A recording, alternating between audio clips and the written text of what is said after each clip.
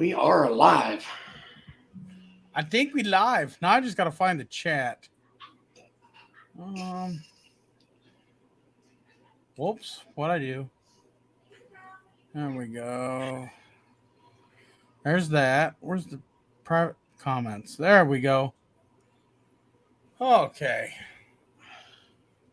Wonder what we you know what? I said let's go live. I didn't say that I had a topic. I don't know. I guess we'll wait for folks to roll in. They'll start talking. Well, you know how it goes. We start over here, we end up way over there somewhere. Well, I can't see how many people's viewing, but we could discuss Helix snap rings. Yeah, we could discuss Helix snap rings. Oh, I think Larry got lucky. Yeah. I think he got really lucky. There was what? Wait a minute. I bet there was less than a quarter of an inch. Yeah. Of his snap ring left holding that Helix on. I think his belt did that. I really do. I think his belt did that. Regardless of whether or not the belt did that,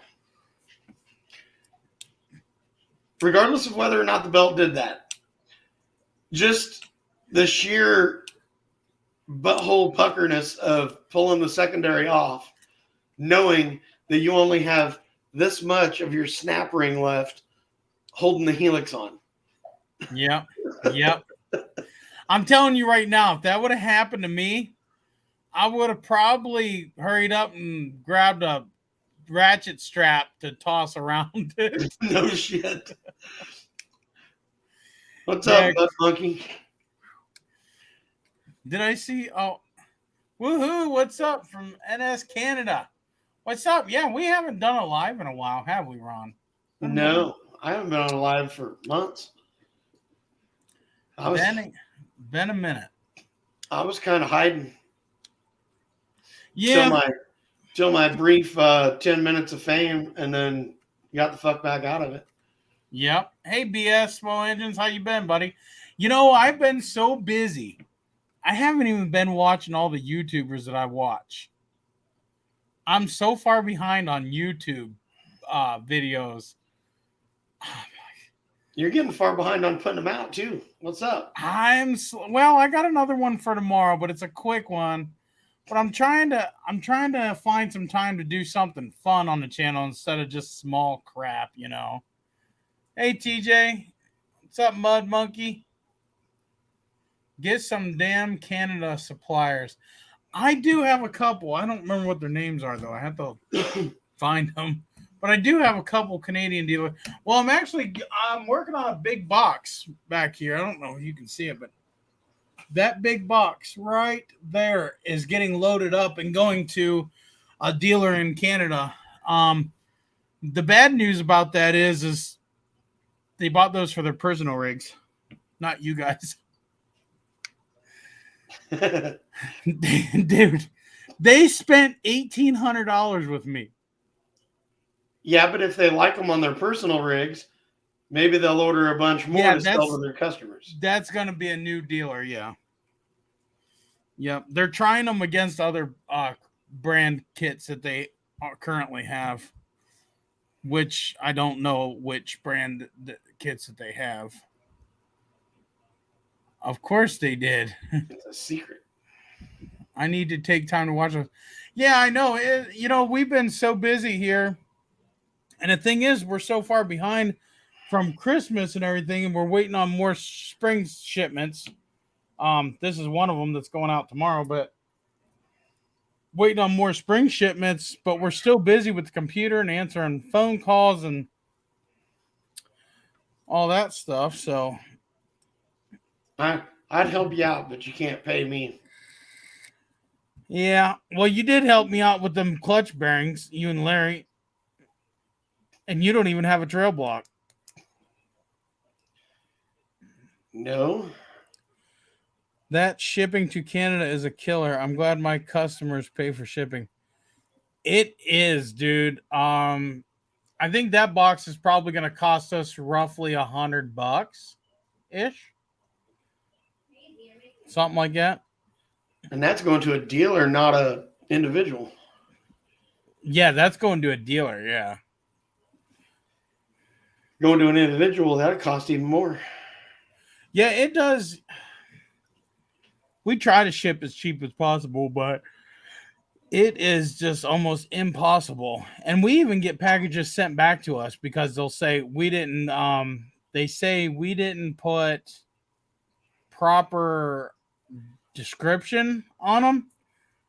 You know, we've put Cfmoto clutch kits on there, we've put metal spring and weights, we've put all kinds of different things on there, and they still send them back, and we got to send them back. And a lot of times they'll send them back, then we'll send them back, and they'll go right through. So I don't know. Maybe somebody over there is getting paid to send my stuff back. You know, you need to buy those stickers that say that there's no electronic or battery operated devices in Yeah, I know. $20 to ship a 6x9 envelopes. Yeah, that's right. It does. It cost me, depending upon the package, anywhere between 30 and 60 bucks. Sometimes more, depending upon the weight. Well, unless you do it a certain way, shipping in the US sucks too. Yeah, when you ship stuff. Well, when I ship stuff, I just go to like Going Postal and have them ship it. So I got that fee that I got to pay or whatever. But Yep. whatever. I don't care. When I ship something, it's very rarely, and it's usually nothing of extreme importance. Mm-hmm. I'm not shipping to customers or shit like that. So, Yep. oh, sorry. I forgot. You have to watch your language on YouTube now. Yep.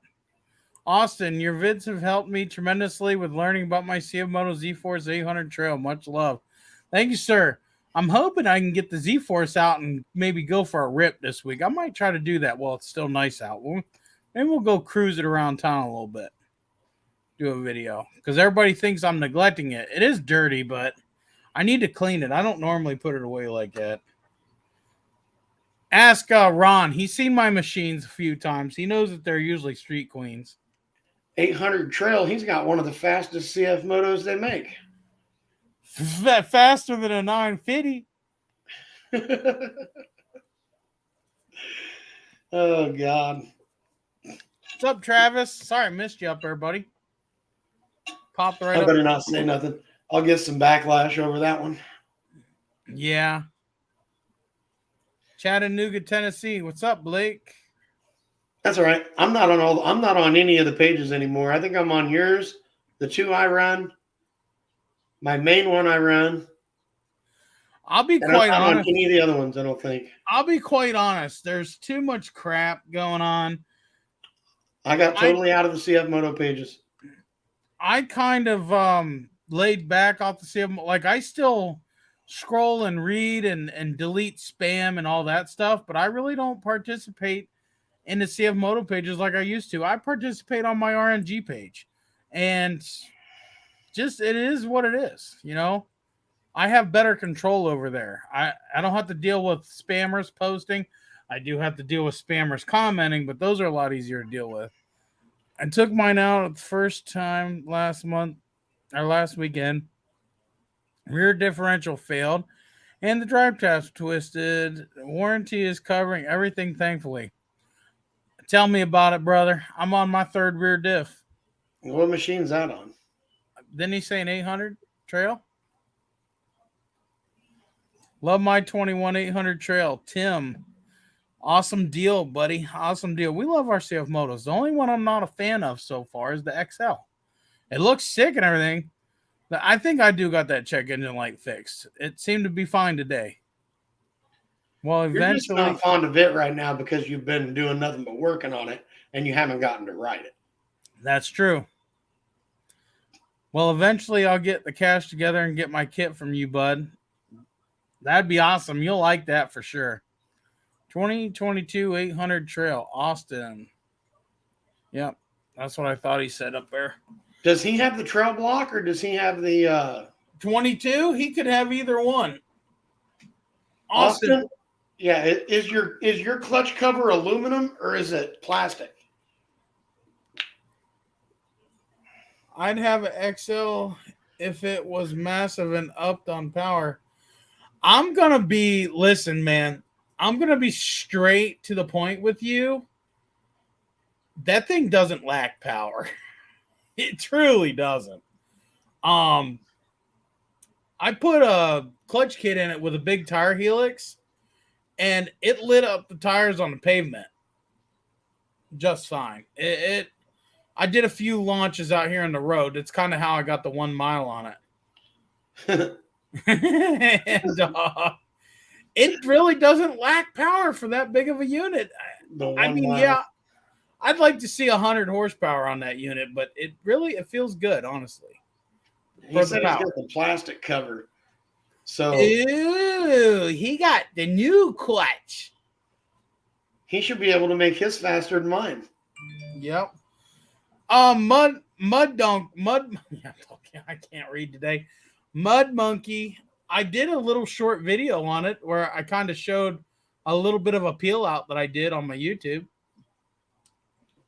It did it, man. That was 30s, 30-inch tires.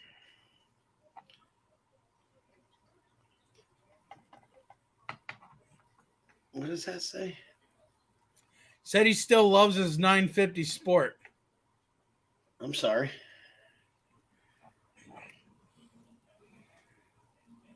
I'm saying a prayer for you right now. Jesus, Ron. Well, he's got the 800 trail and the 950 Sport, right? Or no? Which? No, I was thinking about the other. No, that was Austin. I was gonna say, then he'd know the power difference because the 800 really does put some power to the ground. I don't know why it's faster than the 950. I really don't. It shouldn't be. I know darn well for sure that it's not faster than the OG Z1000. So whatever Cfmoto did between that and the 950, I don't know. It's got to be the programming. I think it's the programming and the electronic throttle and all that stuff. That's what I think it boils down to.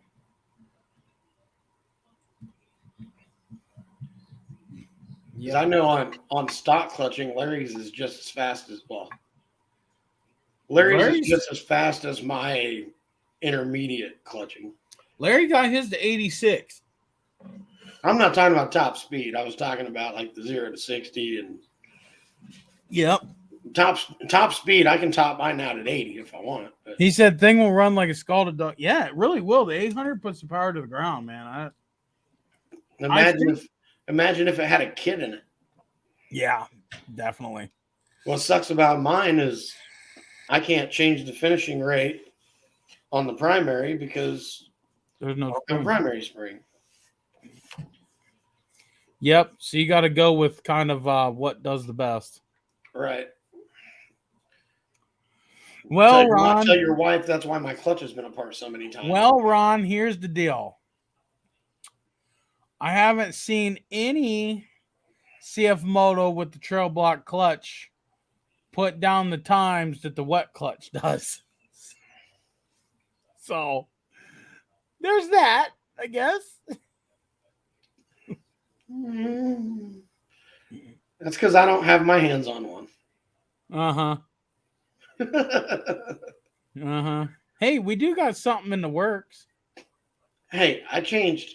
In order to accomplish what I accomplished, I changed one part, and that's it. Definitely plan on picking one up. Your clutch kits eventually. It's definitely worthwhile. We are working. I'm not going to say too much. We're working on something. I can't say too much. I know what it is. You know what it is. Yep. You know what it is. I ain't buying it. You might. I doubt it. I don't. Because we changed the specs on it today and put in an order for 5 of them to test. Do I get to test one? I might be able to work that out. I mean, as much as I went through, come on. I think you like this one. Is it kind of what I was looking towards? Sorta, yeah. Okay. Because once I Sorta. get this other piece with I'm messing with Larry with, I planned on possibly ordering a new shiny part from you too. So Let me move this over here. So it doesn't look like I'm not looking at the camera when I'm looking at this. I just ordered another monitor, so I'm gonna have 4 monitors up here. have you seen my monitor? Yeah, it's like old school. Yeah, it's like a 19-inch old school piece of shit I stole from my brother. I That's had no funny. use for a home computer until I started getting on the lives. So I dug some of my old computer stuff back out, and I did buy a new actual computer, Yeah. the tower. But the rest of this stuff's all either old stuff or like my mic and my speakers were like $7 and $10 from Walmart. I don't use it for anything. Yep. Mud Monkey, we'll see you later, buddy. Thanks for stopping in. We appreciate you. Yeah, 741. Where's he at? I don't know. He's an hour past me. Yeah, you're an hour past me. Yeah. California. No, he'd be going the other way. Are you He's on the East sure? Coast. My 95 Chevy. What's up? I seen your comment the other day in the group. I didn't reply, but I seen it. Or maybe it was on a video or something. He said Nova Scotia, Canada, so he's all the way over on the Okay, yeah. coast. They're close. Yeah. That's way over there. Yeah. That's up there in the cold where I don't want to be. Well, you can have your extra hour. I don't want it. it's 5:45 here. Yeah, it's 6:45 here. Oh, I wasn't tired till I did a live stream. I was up at 5 a.m., so there's that. Night, buddy. Have fun. He said, okay, I'll keep it. Yeah, you can have it. You can keep the cold too. Yeah, you can definitely keep the cold. So, what other issues have we had going on? Some stuff we're not going to talk about. No, I meant with like machines and stuff. Well, it does have something to do with a machine, I guess. You know what the hell I'm talking about. Well, I think I got the check engine light fixed on the U-Force. I think it was that connector. I did find a connector while I was digging on it the other day. This is before I put the bed back on. Along the back, underneath the bed, on the driver's side, along the back rail, there's a connector that is zip tied to the frame, and it looks exactly like the same connector that goes to the fuel injector. And I just can't fathom why Cfmoto would put a connector back there that's like that and leave it open. Maybe they're going to make a 3-cylinder. I don't know. I don't know. Possibility. If they do, I'm going to be freaking mad. Why? Because you just bought the V-twin? I just bought the 2-cylinder. I don't know. I'd almost prefer the V-twin over the, for my type of riding, I would prefer the V-twin over the 3-cylinder. Well, I would too, but I'd rather have the 3-cylinder in the heavy baby. Yeah. You know? What's up, Forrest? What's up, Raymond? What's happening? I'm happening. That's what's happening. I'm always happening. Happening to get in trouble.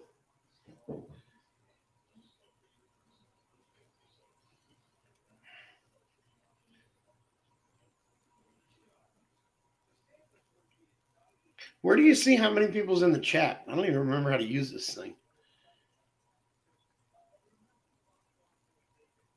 There's 20 people in here.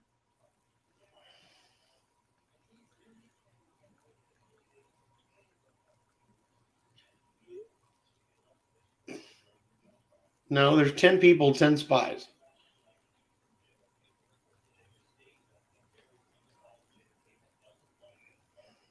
Yeah. I can't wait to go riding again. Me too. I'm thinking about digging out the 800 tomorrow, honestly. Yep. It's like 34 degrees and raining here, so I don't believe I'm going to be out riding. And it's no fun riding in the cold when there's no snow on the ground. I think he's laughing about your spies comment. Yeah, probably. Did you say 10 people in the chat and 10 spies? Yeah. I blocked a bunch of those spies from my YouTube channel today. Any plans on going riding soon? Not on the trails, but I think I'm going to hit up the road maybe tomorrow and go around town and cruise. Yeah, it is. It's like summertime here almost. Well, I wouldn't say summer. I'd say more or less spring. It was like that here for 2 days, and then it got cold again. It was cold 2 days ago. Then it was like 60 something yesterday. And then today it was in its 50s. I was out there doing a video at 8 o'clock this morning. That's how in this. Nothing else. Well, pants, but I was going to say nothing else. I don't want to watch that. You know what I mean. Hopefully that was a OnlyFans video, not a YouTube video.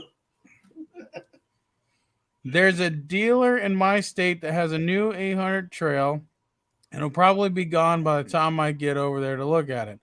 Is it the new 2023 model? Is it the new ugly one? Shut up, Ron. I like that one. It's ugly. Can the secondary spring go bad, lose its spring twist on 800? Yes. Yes. But it takes quite a bit of miles and quite a bit of clocking, Ron. What are you looking at me for? Ron's spring shrinks. Should I go get my original and my new one? And show him? Yeah, because it can happen to any spring. I don't care if God made the thing. It'll happen. Next best thing. Going riding this weekend, gonna be 65 in Arizona. Man. I'm gonna move to Arizona in the winter and come back here in the summer. 65, I'm out there swimming.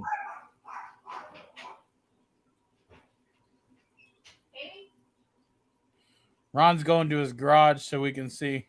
He said, I wish.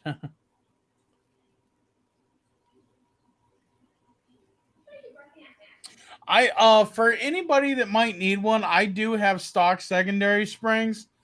I have a bunch of them. Some are used, some are pretty much new. I will sell cheap. I'm talking like $20 cheap if you need one. So if you need one, just let me know. You pay the shipping, and I'll sell it to you if you don't want to buy like an upgrade spring or something. The stock springs are really good springs. I ain't gonna lie.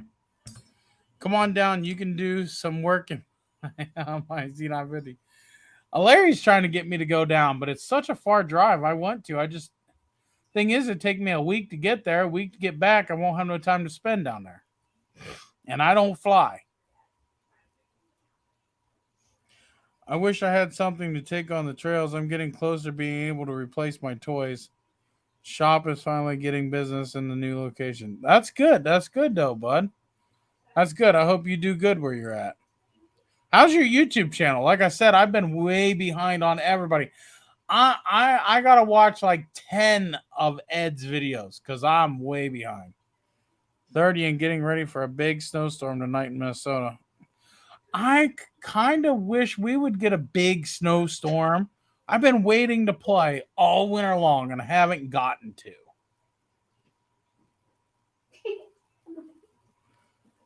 That would be real nice if we could get some snow where I could do a really cool video. That's what I've been waiting on, man. I want to so bad. I want to load up the 4-wheeler, I want to drop the plow and go to the thing. Trails. My YouTube channel is sucking, but I just roll with it. Don't feel bad, man. I'm only 13,000 subscribers, and I've been at it for like 4 years, 5 years, I think. So don't feel bad. A2 on 40-degree helix now with big tire helix seems really soft. Will not stay on sliders at least. Huh? Huh? You have to send me pictures or something. Oh, he needs a shim between the sheaves like what I did. I bet the secondary is sticking. I don't think it's the spring. The secondary stick. Yep. That aluminum friction where the sheaves go together. Yep. The newer clutches have a, I don't know what type of material it is, but I went to a machine shop and got a 0.2 millimeter metal shim to go between there, and mine does not have that problem anymore. But this is my OEM factory spring. 2017, 3,000 miles on it or more. It's never been clocked anything less than B2 since I've owned it. And here's my brand new one that is already been broke in. Trying to get them at the same height there. You can't really tell with my camera, but yeah. Here, let me find a different way to hold on to these stupid things. There you go. You see the height difference there. It was worse than that when that new spring was new, though. Oh, when this spring here was new, it was like it was about an inch taller. Mm-hmm. But this is after it's been broke in and they're gonna settle. Yeah, after it's settled. But yeah, and this thing is freaking bent. It's been bowed over. It's rubbed on everything on this side of it. BS says my YouTube channel is sucking, but I just roll with. Oh, I read that. Dustin says I just want some knee-deep snow at least for a few days. Me too, man. I just want to take the 600 and whoa. I want some fucking ankle-deep snow. Yeah, what you're talking about. I want some snow. We got like a little dusting for a couple of days. I know. Tim says we have enough snow for everyone. McCory says mine has been sitting with the plow on for no reason to use it. Yeah. I'm in the same. Yeah. I bought a plow thinking this winter was going to be bad, and I used it on this much. Hey, it can snow really bad in February and March. Yeah, it could. So we can just keep our hopes up. 1.8K 5 years, but it did help me launch my other business. Yeah, that's good for sure, BS. But yeah, you definitely need more subscribers, man. It's something, I don't know. YouTube is weird. They are changing things. So you need to start trying some shorts. Do some YouTube shorts. Shorts really help. Yeah, get your shorts on. Yeah, get your shorts on, man.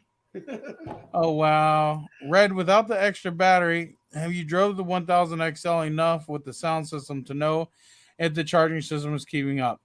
So I turned everything on and let it sit there and idle, and we played music for 45 minutes yesterday, and it never dropped below 13.8 at idle yesterday.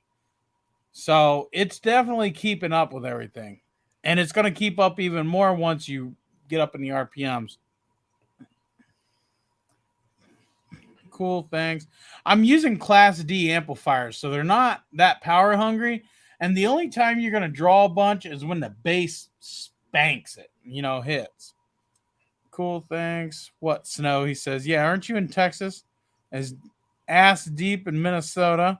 This weekend in Missouri, snow. We need a blizzard like the one in Set. Yes. I have We're in plenty Missouri. of snow go Where in around here. Missouri And got snow? I'm sick of it. Huh? I'm in northern Missouri and I don't have snow. The hell kind of Yeah. shit is that? I think I'm going to start pushing my power sports channel because I do more power sports related repairs for these more of these days. Yeah, definitely. You need to get yourself a Cfmoto, man. Get a Cfmoto. You will get views. I promise. I make videos sometimes And get with me because I'll tell you who not to let sponsor your channel. This weekend in Springfield.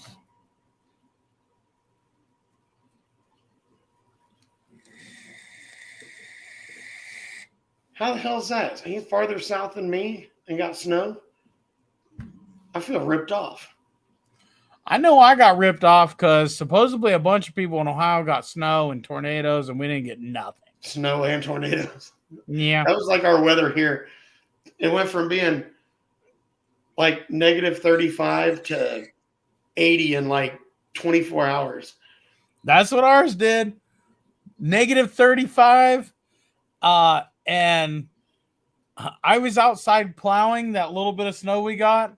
My face was so froze. I seen that. I laughed so hard about that video. Dude. There was no point in even plowing that. Not really, but I had to play. I'm talking about going to a dealership and getting one because what people want for used these days for a little more, you can go get a new one. Yeah, exactly. Street legal.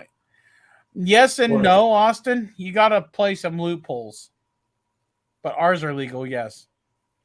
In Missouri, you can do it, but it's a royal pain and they'll fight you every step of the way. Yep. I think if they go to a 3-cylinder to up the power, they're going to have to divorce the transmission from the case or redesign it to be stronger. Yeah, they'll have to do something. I kind of wish that they would divorce the transmission just for the ease of not having to gut your whole engine to fix a transmission. Transmissions inside engines are the cheap way out. Not that it's a bad thing. Well, you got to think about it this way, too. They do some things intentionally to keep the cost of the machines down so that they do stay cost efficient. Mm-hmm. Yep. So they don't become pricey till you have major issues like that. I think I speak for everybody when I say this. As long as they don't buy a transmission from Polaris, it'd be cost efficient to run.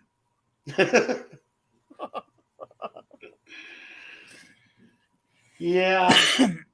I think the old late 80s and early 90s trail bosses had a better transmission in them than the new 1000 XP turbo. Yep. That's nice for us. That's awesome. Is those little Japanese mini trucks road legal in Ohio? My uncle in Germantown got one that he about to do a diesel swap on. You can street legal almost anything you want in Ohio, especially if you do it as an unconventional vehicle. It has to have a title, though. And you're going to have to get an inspection. They don't allow those stupid little trucks here. I call them stupid. They don't allow them here either, but you can use them as an unconventional vehicle, a mini truck, or register them basically as a golf cart. And I call them stupid little trucks. I like them. They're cool. They're neat. But I can't stand driving on the right-hand side. I will hit anything and everything in my path. Not all of those are like that, though. Most of them are. Yep. If they go that route, I think those are considered a mini truck here. If they go that route, I hope they don't have to make the whole vehicle much longer. Some of them they need to make longer. I don't think that they would need to. Because if you divorce the transmission from the engine is going to be much smaller, right? So you get that extra little space. I don't think they would need to. They might have to make the gas tank a little smaller to make it happen, but No, but if they go from a 3-cylinder or from a V-twin to a 3-cylinder, the then engine they can stand upright, move it forward, and have yeah, plenty of room behind it. that's true. Loving the big tire helix for my 32s in the mountains, by the way. I love that feedback, man. Awesome. Polaris I deliver were from Canada, China. Yeah, we have Polaris parts on our Cfmotos. The charging rectifier, it's the same one Polaris uses. The I think some of the EFI is too, because it's all GM Bosch. Hey, do not tell my Cfmoto that there's Polaris parts on it. I don't want it to catch on fire in my garage. Well, that actually explains. You remember we was hearing about all the connectors that go into that thing melting? Yeah. That explains it. The rectifier? Yeah, that explains it. Yeah. It was just the... Probably. Was it the ground wire that was getting hot, or was it one of the power inputs? I think it was the power wire, and I think what it was is they were corroding inside and causing a bad connection. I took all mine apart and dielectric greased everything. I check all mine on a regular basis, and they've been good. Yeah, but I don't submerge my machine like I was going to say I use mine as a submarine. You don't. Yeah, exactly. Going to say the fire comment. Yes, I agree. That explains the Paris parts takes so long. Should 950 uses the same size wheel bearings as Can-Am. Most of those wheel bearings are interchangeable and stuff.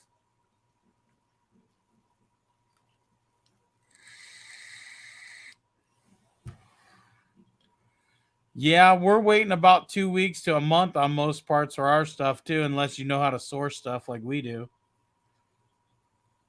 And then we can usually find it at the local hardware store. Waited 2 weeks. So for a Polaris Ranger, yeah, look up East Lake axles. Yeah, try East Lake axles. They usually have them in stock for like $50 to $100. Yeah, to replace an OEM one, and they're even beefier than the OEMs. I think all three of the Polarises that I had, I took all the factory axles out and put East Lakes in them. Yeah. And in 3.5 years, I never broke one axle on either on two of the 4-wheel drive machines. And I definitely was not nice to my Sportsman. Yeah. My Sportsman got beat like a redheaded stepchild. Yep. Of course, in the first 325 miles of it, I had to replace the bearings, the bushings, the brakes. And then I had to do it again at about 1,000 miles. And after that, I got tired of that thing.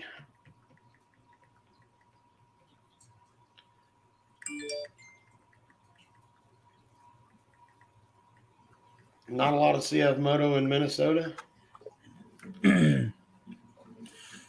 But Polaris Ranger feels nice to drive. Still not a Polaris fan. The Predator ruined me on that. You think that feels nice to drive? Ride a U-Force once. It's nicer yet.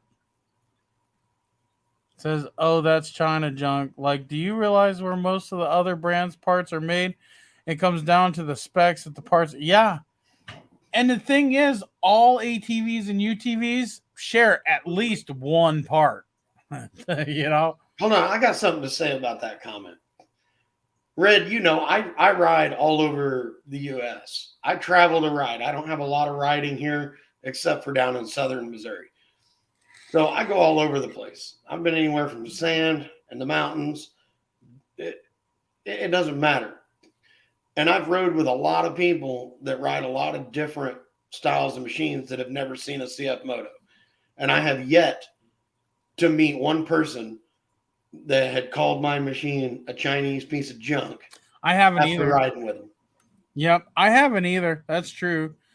He says his gas caps and shift knobs interchangeable. So I did a video on how to add an aftermarket cheap shifter knob. It's really easy. You don't need to pay $100 for one. As for gas caps, what I'm kind of reading, and I haven't tested this one yet, but I do plan on it. I'm reading that the Segway uses the same gas cap. Segway? Yep, that's what I read. I haven't tried it. And they're like $25.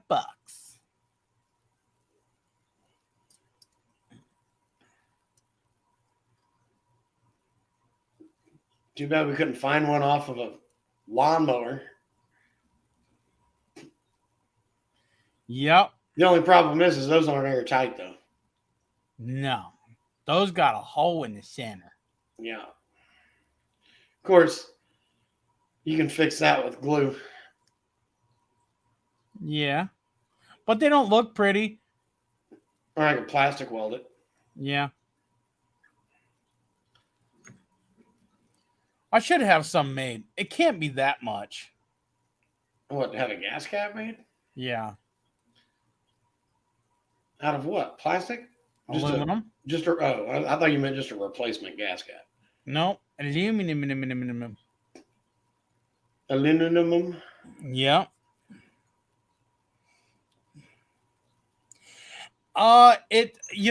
Chris, I thought the very same thing, but I'll be honest with you.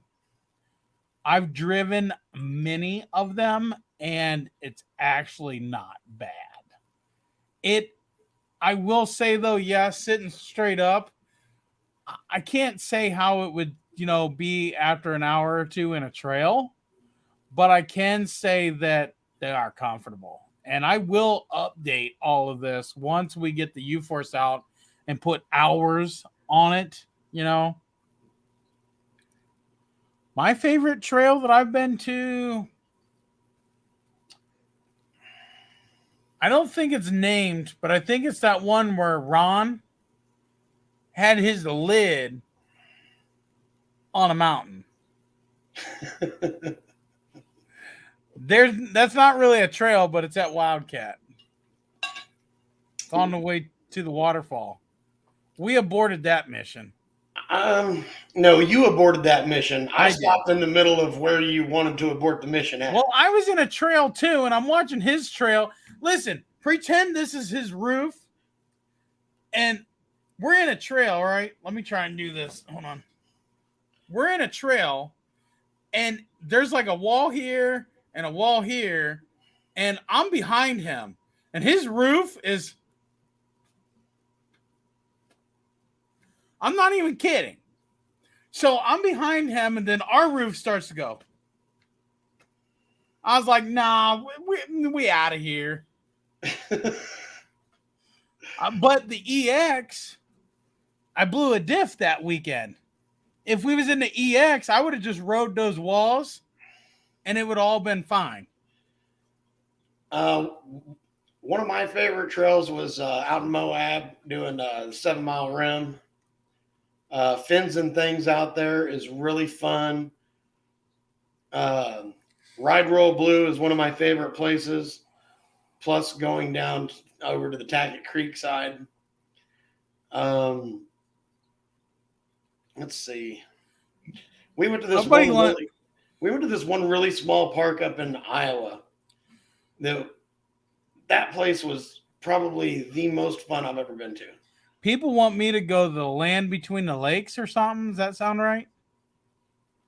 I've heard it's like really cool and you can ride in the water. I want to go ride in the water.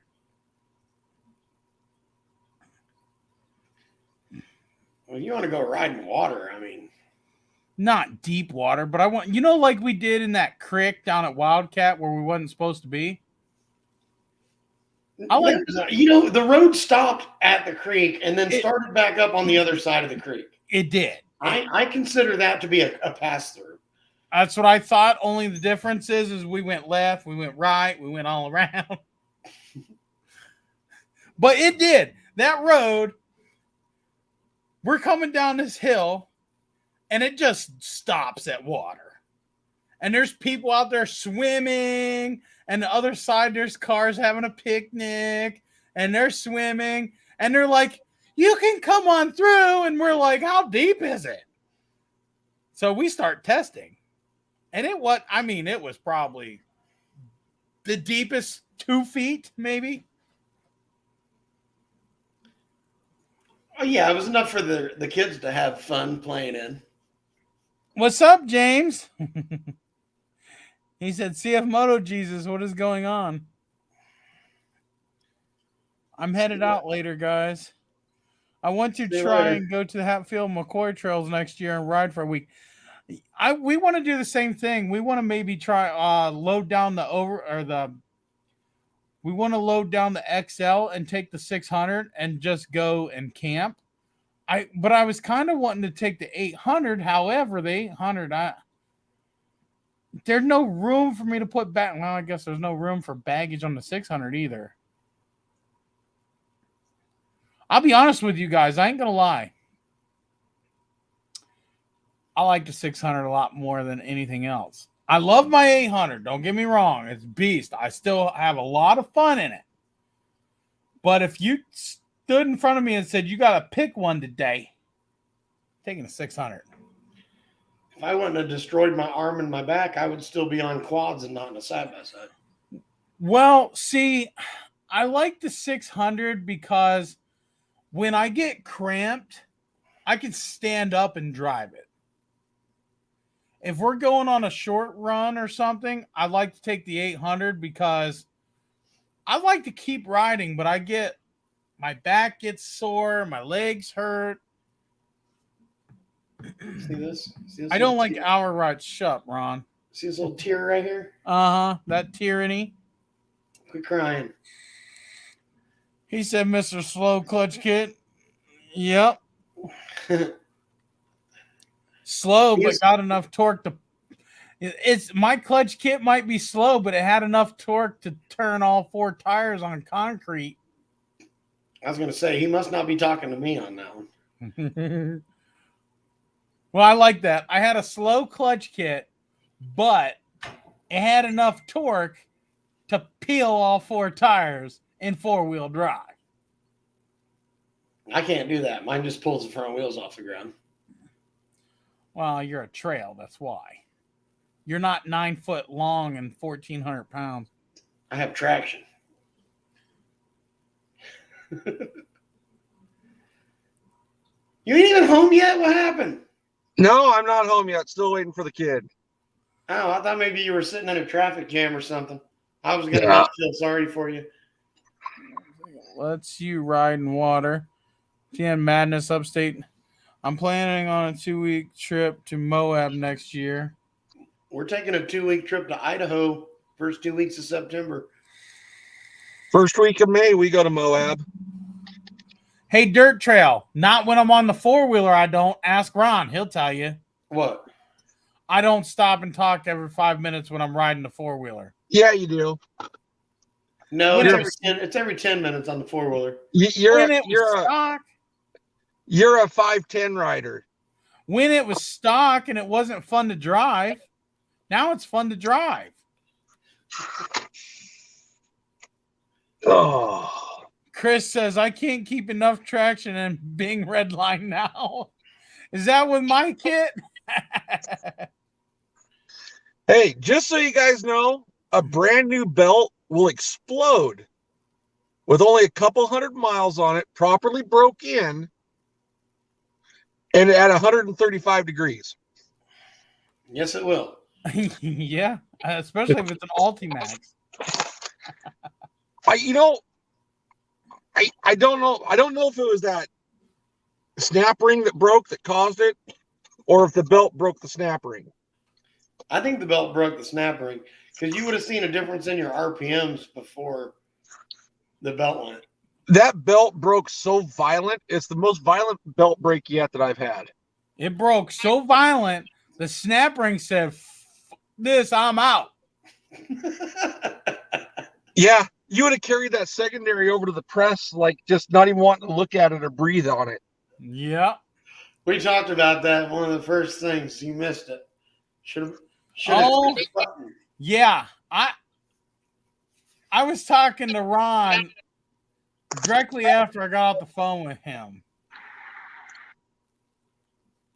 Tell us the story without telling us the full story. But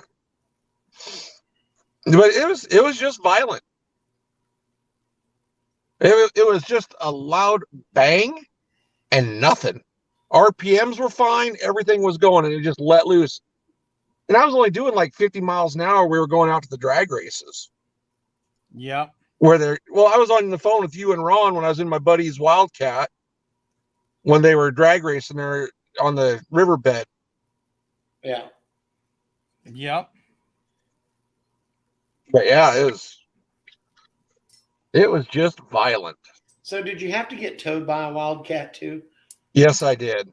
It's better than getting towed by a Polaris that burned down. Hey, it's okay. We got to let the Wildcats have some love sometimes, because yes. Hey, that's where half hour clutching and stuff comes from. And I was running stock clutching right, because I'm testing some parts for that clutch manufacturer, and I'm running stock clutching right now. Our secret clutch manufacturer. Yeah. Ooh, I should send that set for this guy to test. I'm sending him a kit tomorrow. I have that extra set of sliders, the number 3s. Yeah. But I'm gonna have to see if I have the shim to make them weight 10 grams though, because if not, they're only going to change the RPMs about 100 without the weight shim. Well, that's true. I could send him. Yeah. Those sliders are more for the clutch tuner guy. Yep. Yeah, Larry, we need more bushings, bro. I just thought Ron wanted me to fire up 3D one of my 3D printers so I can do his stuff. Well, technically I do, but I don't even know who that is. So I had no part of that. You know the good thing about having a 3D printer? They're just like having a regular inkjet printer. You can have projects in line. Hey, do you know what the cool thing about having a 3D printer would be if I had a 3D printer? You wouldn't have to wait for me to print the parts? He'd print out his own. I would use it. He'd print out his own rollers. This is the thing. It's not that you don't want to use it. It's just we've got something planned. I got other things going on. I know. I keep telling him to get it printed. That needs to be printed. Well, send me an axle. Well, Larry has like 10 3D. He's got more 3D printers than the computer store does. I got 3. He's got 3. Yeah, but he's got more spare parts than the manufacturer does. That's true. That's true. I can't disagree with that. He's got 3D printers like I got clutch parts on that shelf right there, the parts. And you know what's funny? Is all my 3D printers all have their own Raspberry Pi to control them. Yep. What? Yeah. One Raspberry Pi, right? No, the main board I bought for the new one. Hey, Larry. Has a Raspberry Pi in it too. Larry. You are telling on yourself. Really? Because I know how expensive those are. They ain't that expensive. This one came from Big Tree Tech. Mind your own. They're only like $40. Oh, sure they are. No. Please try. One of my Raspberry Pi is like 100 and something because it's the 8 gig. Oh, but you can get them for like $40. Yeah. You just chose to not. If she didn't smack the hell out of you about the PS5 or whatever the hell it was.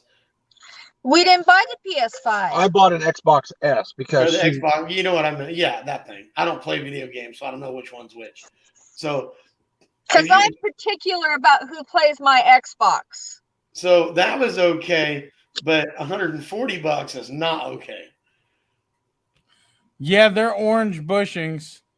She still gives me shit about the John Hester's Elkas that I bought. Well, you did kind of. Well, but on the other side, she'll say, "I'm glad you bought them." Technically, Larry, when you guys came down to Redneck Ranches, you said, "I want a set of Hester's." And she said, "No, you're not getting Hester's." And then I took her for a ride in that field, and she's sitting there going, "He's getting Hester's." She did that. Yeah, I did that, but not at that moment in time. Well, he waited like a year. No, he didn't. Yeah, he took that as, I'm ordering those on the way home. Yeah. Larry's driving and texting Hester at the same time. Hey, Hester, this is what I'm doing. I need you to build me a set. I'll just go back to reading my book. You know, and she will attest to this. When you're going slow, my Hesters ride like shit. Yep. Mine don't. Mine do. But how's that? Mine's a trail. Sure did, Chris. Thank you, buddy. But he set me up for high-speed desert. Dirt Trail says, spend money, ask for forgiveness. It's spend money, then ask for forgiveness, not permission. I was always told it's easier to ask for forgiveness than ask for permission. Yep. Because you're always supposed to forgive. You can always make her forget you did that. Yeah.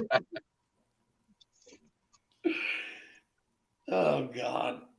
Just like I said to my wife, I said, "We're buying an XL." She goes, "No, we ain't."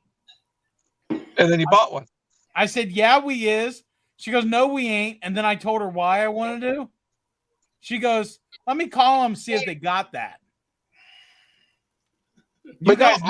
You guys know why I bought one. I was really surprised that belt exploded because I never got it hot.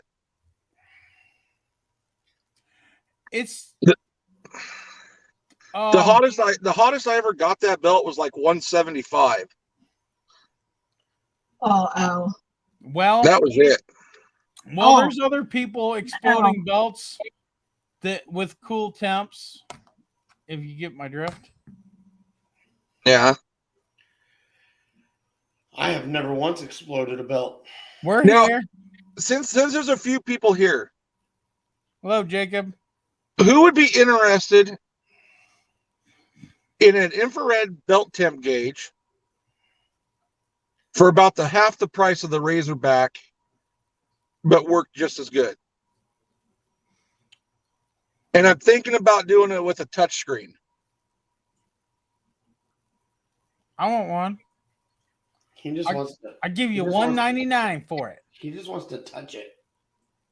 Yeah. Hey, there's my temperature sensor. Yeah. I got a touch screen on my vape. I Here's can almost play with Facebook. Huh? If it burns, I don't touch it. Me being on here is brought to you by Monster You know Energy. what my temp gauge is? Still smells good. That belt, when it exploded, it was the first time, right as it exploded, a puff of smoke come up between the seats. Now make sure you're letting people know you're running a stock clutch kit. Yep, I'm running stock.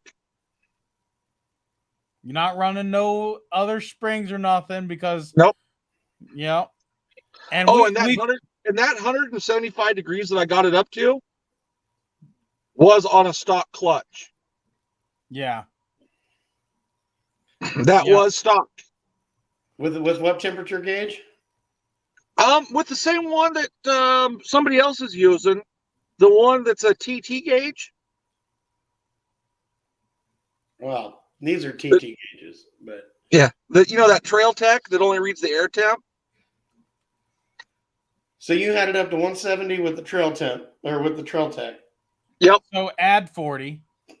But yeah, you were running how fast for how long? I was running like 74 miles an hour for about 5 or 6 miles. I don't think it had anything to do with your clutching. Because we're seeing a lot of failures with the Ultimax belts right now. Well, all I know is Amazon got me a new belt in 2 days. I got delivered today. Plus, Ultimax is sending me one under warranty. Yeah, you made out. Hopefully they send you the XP like they did me. Yeah, I would really like to try the what's it, the Larry, XUA or something like that. While we got you here, It's an AU. while we got you here, everybody keeps asking me this, and I cannot answer it, nor will I probably ever answer it. Who? What? People want to know what I think about the Monster EFI tune. Okay. You have one. I'm running one. My fuel mileage is cut in half. It runs super rich. Like if you're just lightly cruising, you're in the low 13s. You barely touch the throttle and it drops down to 12.0. And it doesn't feel that much more. And for full disclosure, this tune on my ECU was free. We won't say who because we don't want to put them out there. No. And I did tell him that I was going to send it back to have my my stock tune flashed back onto it. But instead, I think I'm going to have them take that tune they gave me and lean it out a little bit. To try a different thing. Yeah, I probably want to go. Even at idle, it runs really rich. It's like 13.5 at idle. I would like to see 14 to 14.7. Yeah, regardless of what the tune is throughout the shift and in different areas, the idle still should be lambda. Yeah, and it's not. It's like 13.5, 13.7. I don't know, Jacob. I'd say that's up to you, man. You said your units from 2014. Mine's 13.8, 14.2. And when I'm just cruising, I'd like to see like a 13.5 AFR. And when I'm flat out just hooking it, I'd like to see no fatter than a 12.5. I like them fat, just saying. I better put myself on a diet. Jesus, he's making fun of fat people. I know. Hey, like I said, I almost lost another 10 pounds this month. I'm trying. I'm gaining, and it ain't good. I'll be back. I got to go lose 16 ounces real quick. So, let's see here.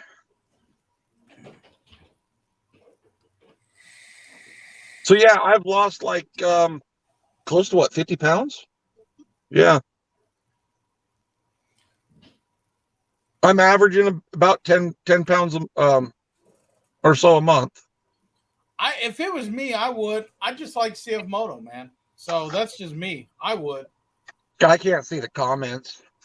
He's asking if he should trade his Can-Am Maverick Max 1000R 4-seater for a Cfmoto crew cab. I don't know if I would trade it. I would keep it and go buy the other machine. There's that. That's kind of what I do, yeah. Well, next year I'm looking at a YXZ 1000R SS XTR. Right. But I'm gonna keep my Cfmoto. You are not. No, you're not. Yes, I am. No, you're not. Jeez. Don't argue with me. Oh, she wants the KRX 4-seater, but no. I want the KRX 4-seater.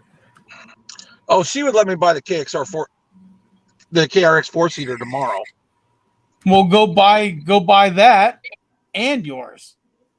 Well, she's like, well, we need the 4-seater in case people want to go with us. I go, why? We'll still keep the Cfmoto. They can just drive their own machine. Yep.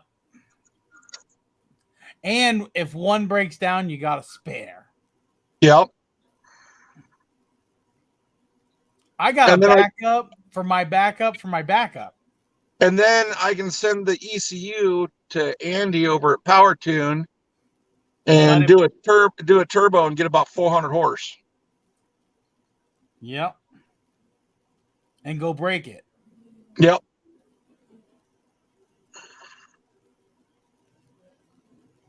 So, oh man. Well, here comes the kid. I'm gonna jump off of here and start driving home. All right. I'll jump back on if you guys are still here when I get home. Yeah, we might. We've only been on for an hour. I'll show what's left of that belt. Oh yeah. Guys, stick around because when he gets home, you're not far from home, are you? About 30, 40 minutes, depending on traffic. Okay. So yeah, if we're still on, stick around because he'll show you what happened to his clutch. Twice in like a month. So, all righty. All right. Bye. Yeah, I would go for the KRX over the 950. That's just me, and I'm a Cfmoto guy. I don't know. Where'd Ron go? He said he had to go leaky. Yeah.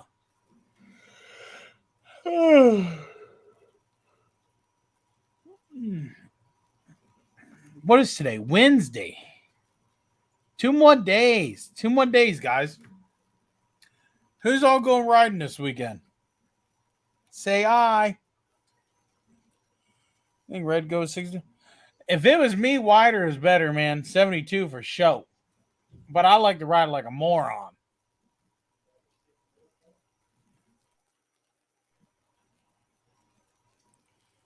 Face green smile. James. It's funny. The thing about yeah. Hand pink waving.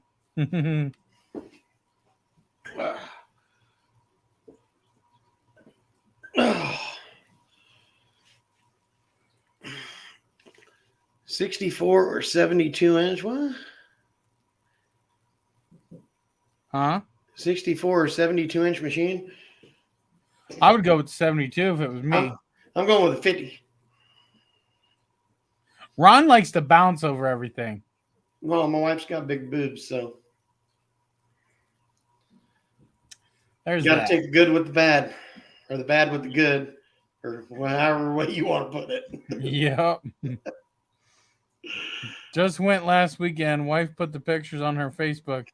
I'm done. It's too cold. It's been okay here. I'm not a cold kind of guy myself, but I do like to ride at least once in the snow. Exactly. I want one good day of snow that I can go out and play around on the roads, and then it's going to get put back in the garage for the rest of winter. I'll dig it out. That's right. That's all I want. Winter is when I do all my maintenance stuff and stupid testing stuff, and spring when we don't ride a lot, we still have chilly days. That's when I do all my parts testing and different setups, and summer and falls when I ride. What's your opinion On Is what? that what that says? Yeah. He says, "What's your?" Well, it says I think that's what it's supposed to say. Oh, my opinion on what? What I miss? Come to New York, boys. Hit Tug Hill and the Snert Run. Oh, opinion on the 950 HO Sport? Man, I quit giving my opinion a long time ago because people don't like it. So I'll give my opinion on the 950 HO Sport. I like the added width. I've heard it ride smoother. From what I've noticed in the trails, it seems like it has a little more low end than the standard 950 Sport. But it lacks on the top.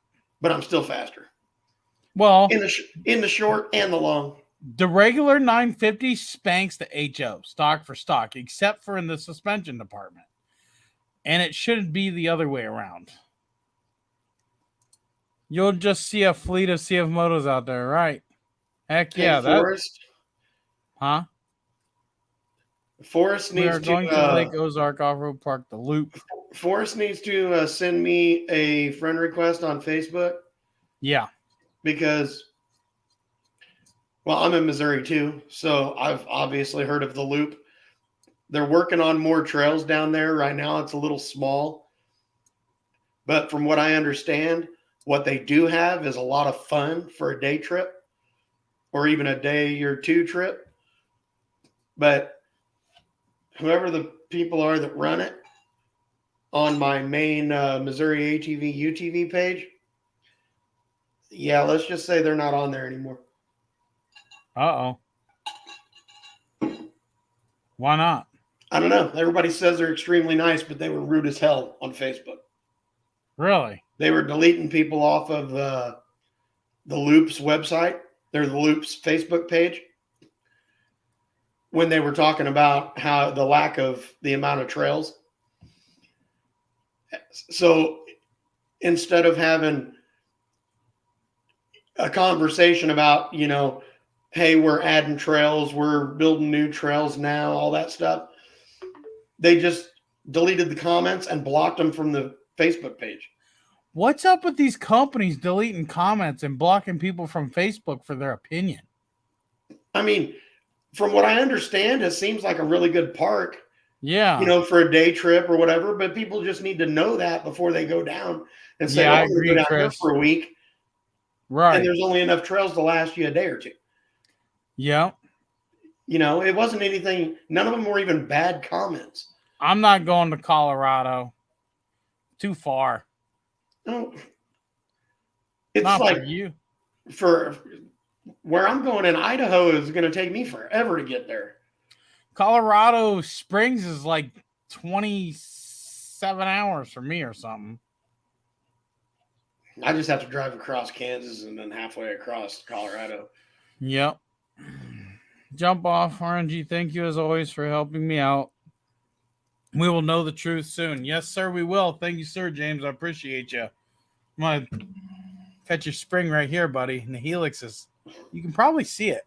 Right there is your helix. Going out tomorrow.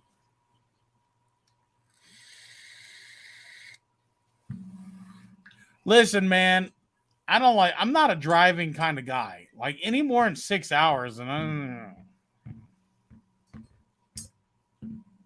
2024 Royal Blue. I'd go. I want to go. I just like splashing through the car wash at Royal Blue. I cracked a header pipe doing that on my Sportsman. Oh, shoot. We had just got done climbing the freaking mountain like 3 times. And then we went splashing through the car wash.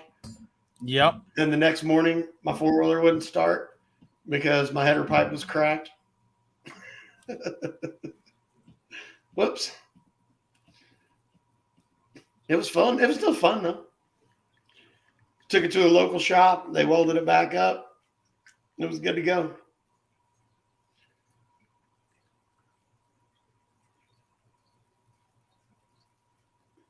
Who's that? Me, you, and Red, Moab.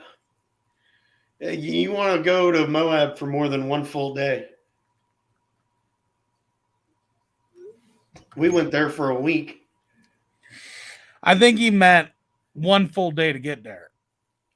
Oh, so it took me. How long did it take me to get there? I don't know. We stopped though. We went to Rocky Mountain National Forest first. Yeah. We went to the Rocky Mountain National Forest. Then we went down to the Great Sand Dunes. Then we went to a place called Something Fork, Colorado, which is where they filmed part of National Lampoon's Vacation. And then we went to Moab. That's what I thought, Dirt Trail. Don't forget, guys, go subscribe to my wife's YouTube channel, Laura's Off-Road Adventures. I think she's starting to get the hang of it and not being so uptight. So she wants to do videos and stuff. And she also has a Facebook page, Miss R.N.G. You're welcome, buddy. Well, I'm going to be working on a ride here in the next couple months. I need to start working on that probably this week and then make a flyer and announce it. And hopefully we can have the biggest turnout we ever did.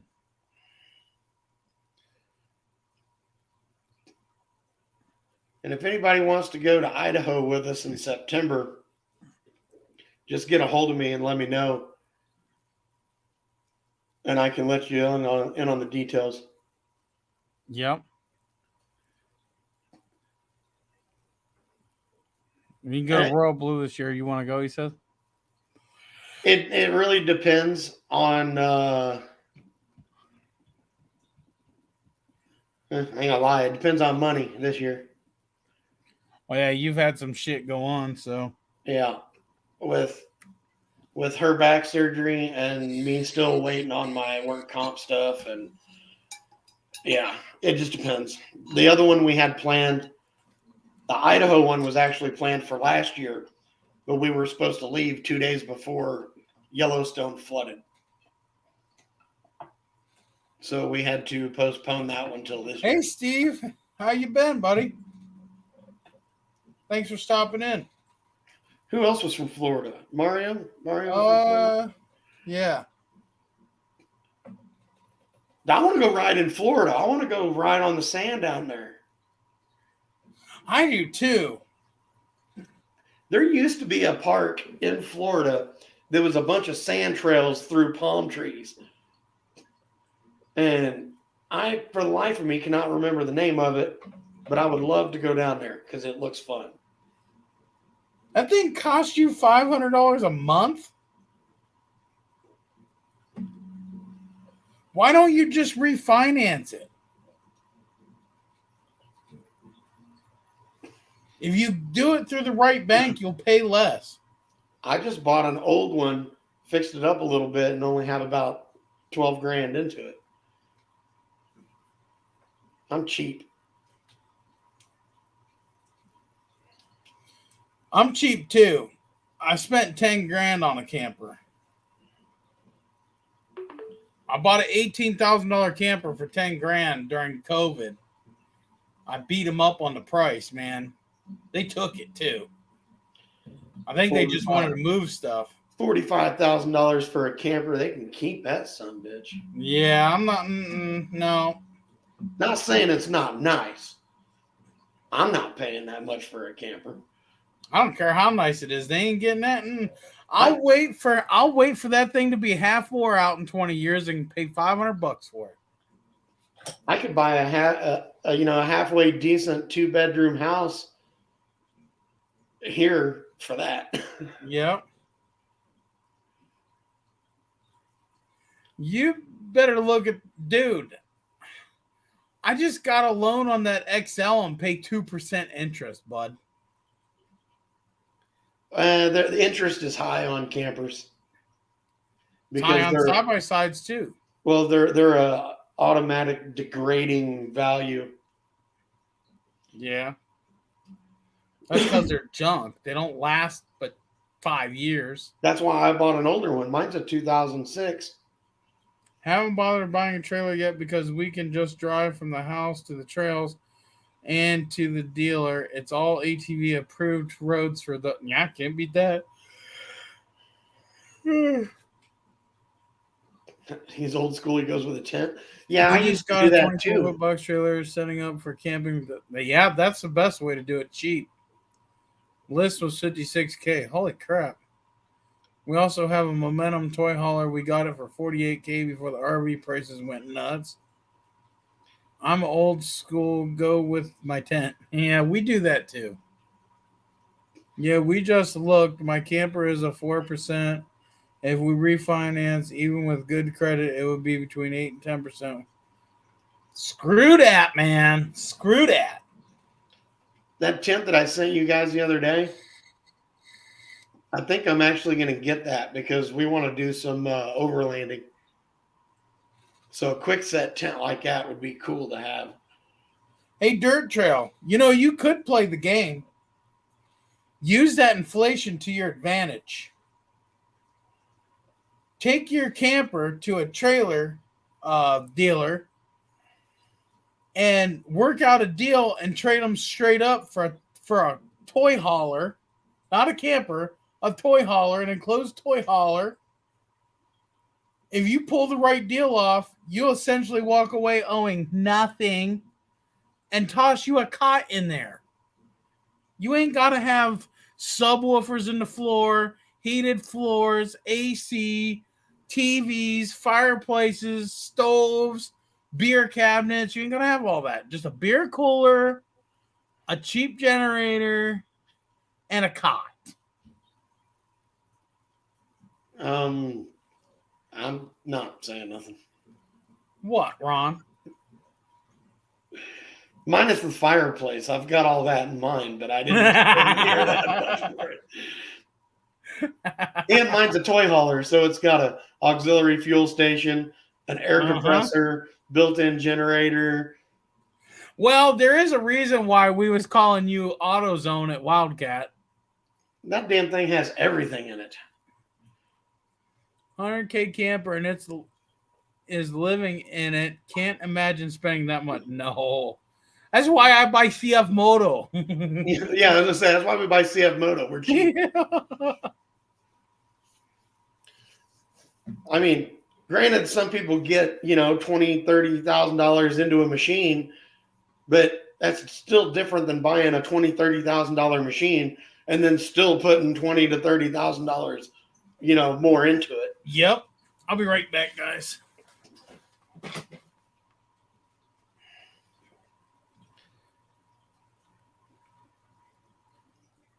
Mario, is that just an enclosed trailer?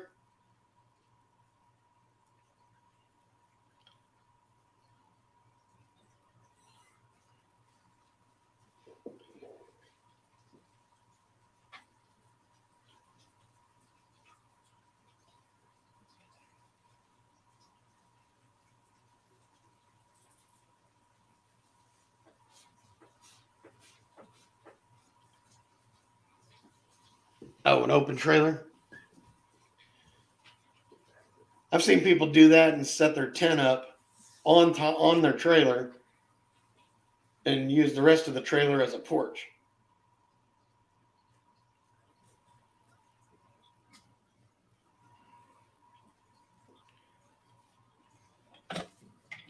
Oh. Dirt trail, yes, I definitely agree with that. That's part of my problem traveling right now. Yeah, Chris, I agree with you there, buddy. Well, when we bought camper, we planned on traveling more and living in it, but with current diesel price, or to pull it out of the driveway. You know how much it cost me in gas, Red, when I pulled it to your place? $500. No? How much? 8. I bet I spent $1,500 in gas.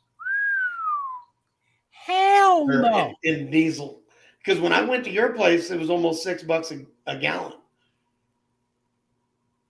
Yeah, that's true.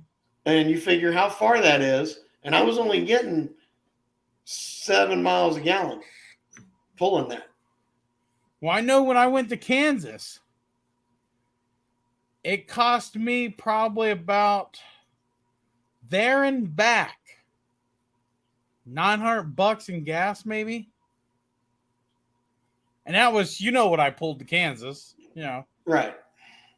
That's not bad for there and back. Still sucks, but it's not bad. Well, I'm there and back is what I spent. Yeah. Going to your place. You know what the stupid thing was when the second time when we just brought the trailer, I only got 3 more miles a gallon. I should have just brought the damn toy hauler. That's true. And the wind wouldn't have ripped my junk cheap mud flaps that I made off. That's true. And you wouldn't have had to sleep in a cold tent. We had a heater, but I don't know. I don't know what it did. It really, the first night we left the screen thing shut on the door, and it was pretty cold in there that night. But the second night, we took and we tied the tarps down at the corners, and we left the screen parts open, and it wasn't bad the second night. Yeah. That heater, it does pretty good, but that was a big open space with a lot of airflow for it to Well, keep that up. and the wind was blowing from the direction of the tarps instead of the opposite direction. Yep.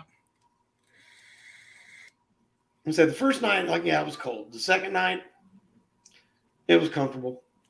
Yeah, Ryan, we have springs on the way. Our supplier should be shipping them to us on the 6th of next month. We do have springs coming in every day, what we can get, and we are getting orders out every day. But we're only getting a handful of, springs, box full of springs every day. We sold out a lot over Christmas and we're playing catch up, but we should be all caught up by by the end of next month. We should be caught up from everything. But yeah, the wait shouldn't be that long, but people do keep ordering every day, even though everything's on back order. They keep ordering, which is great. That's great for us. Business is good, but yeah, that's the deal there. I haven't mentioned it much on Facebook, but I need to let everybody know, but Christmas hurt us because we weren't, I'll be honest with you, we weren't prepared like we thought we was. I did not expect to sell about the week of Christmas when I did that $99.99 sale. We sold around 700 clutch kits. We were playing catch up. It's great, and some people don't believe me. They think I'm full of it. Well, you can think whatever you want. I don't care, but Well, I can say if you're out of springs, which yes, sir. For the record, I do not run an R.N.G clutch kit. I don't run anybody's clutch kit. I run a custom clutch kit. Ron runs whatever he can find in his toolbox, and it works. Pretty much, yeah, yes. And the Ron, machine shop. You know how most of us have toolboxes to put our tools in? Ron has labeled drawers with clutch parts. And, how I set it up depends on where I'm going to ride, too. But I've seen the box of springs that came in. And if you're out of springs already, that's a shitload of clutch kits. Yeah. That is a shitload of clutch kits because that was a big-ass box of springs. It was huge. It took two of us to carry it in. Yep. Because what did I say? Me and you were on video call. I actually said, do you really think you're going to sell that many fucking springs? Well, hold on. You saw that big box. Let me show you what came in today that'll be gone tomorrow. Hold on.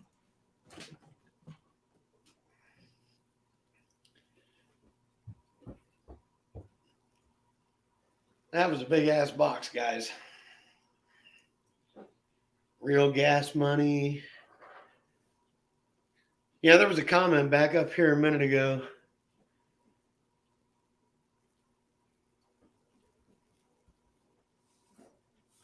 It was Chris. Yes, the 950 can easily stay up. Well, not speed-wise, but in the trails and everything, will easily stay up with an X3 or even a Polaris. This is what came today. All this will be gone tomorrow. Yeah, but that other box was like twice that size. Oh, the other box, you could fit 4 of these in. Yeah. Yeah, once you shut the lids on it, yeah. These have some gray ones, some black ones. These are not the red. They look red on camera, but they're not. They're not the red ones. I got purple color. I got red ones over there. Yeah. So people that say I don't sell as much as I say I do, well, why would I have this much money sitting in springs if I didn't? Just saying.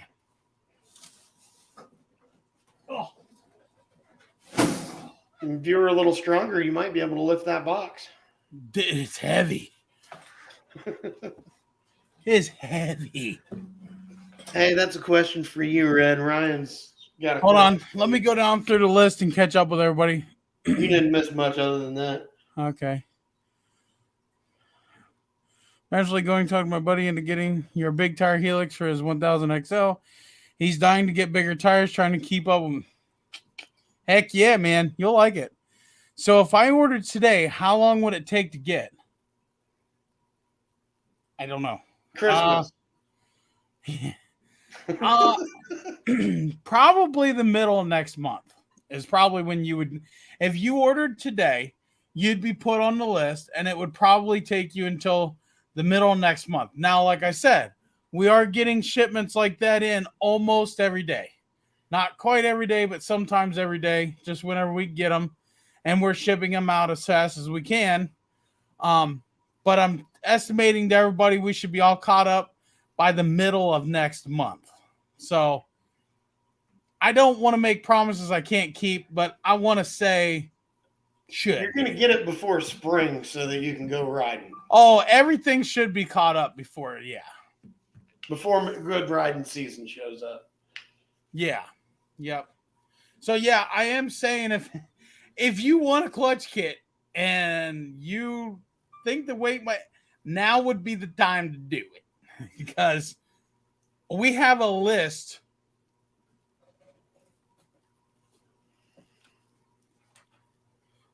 A list. There's a bunch of papers here. I don't know, 30 sheets of names.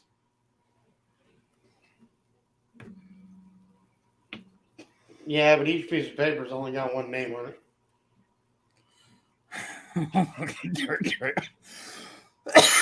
If you blow on your scale, yeah.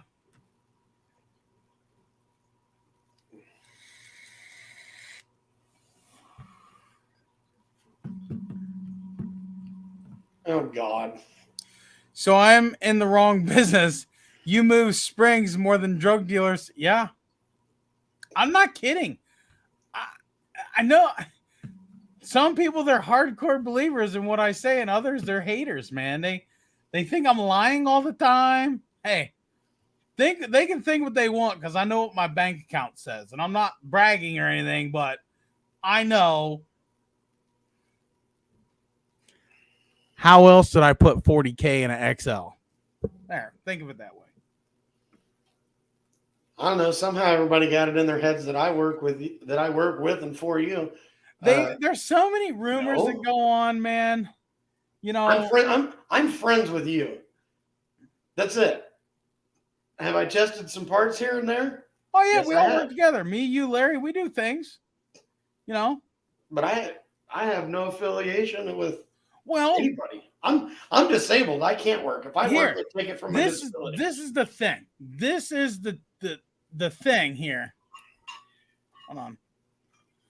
Back when we was talking about helixes, you remember when that conversation came up about 2 years ago?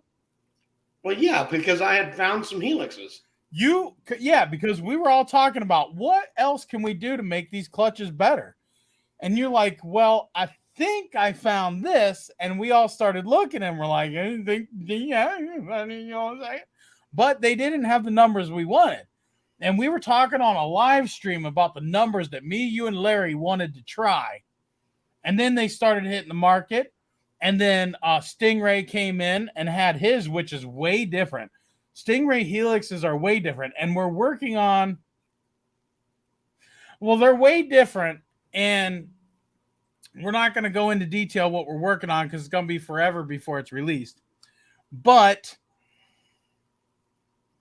now we have the option. But Ron over here, not so much Larry on the helixes, but Ron, he put in the work, time, and effort to find different springs and all kinds of stuff for us to test with. And now we all did some testing, even Larry. And now Stingray and I, we make springs that different variations of the ones that we found just to dial them in a little better, right? So now everything is kind of made for us, you know, from one not really one company, but a mixture of a few, and all that.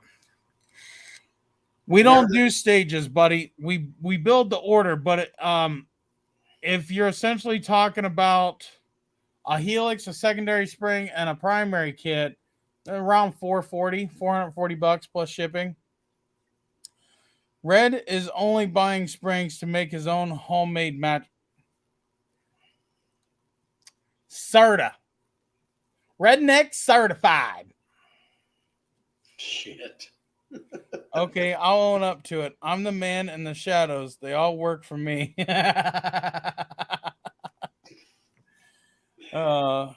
Man, if I could go back to work, I would go back to work in a heartbeat. This sitting at home all day for like 4.5 years now sucks. I'll be honest with you, Ron. I know you don't work and you sit at home, but I work and I sit at home and it sucks. I love what I do, but I do not get out of this house. Oh yeah, if I could, man, the second they said, "Hey, you can do this," I would take my ass right back to a shop.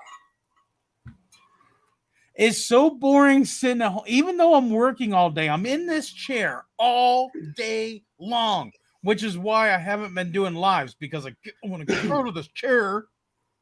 I'm in this chair. At least you got kids to yell at. Yeah, but I'm down here. They're up there. I'm in 2 basements. They're upstairs. I could yell at my dogs, but they don't understand me. But see, Tanya, she sits at this desk. She got her laptop right there. The shipping label thing right there.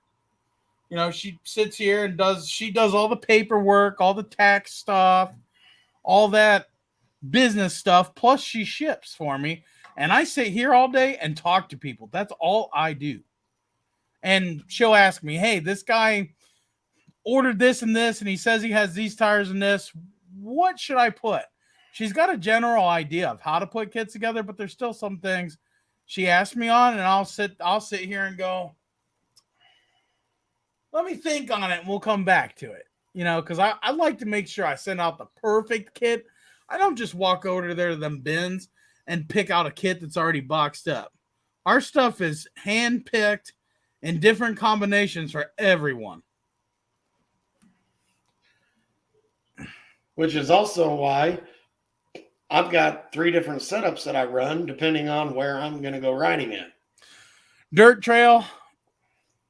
I said the same thing, man. I was so ready to get out of the shop and quit working on cars.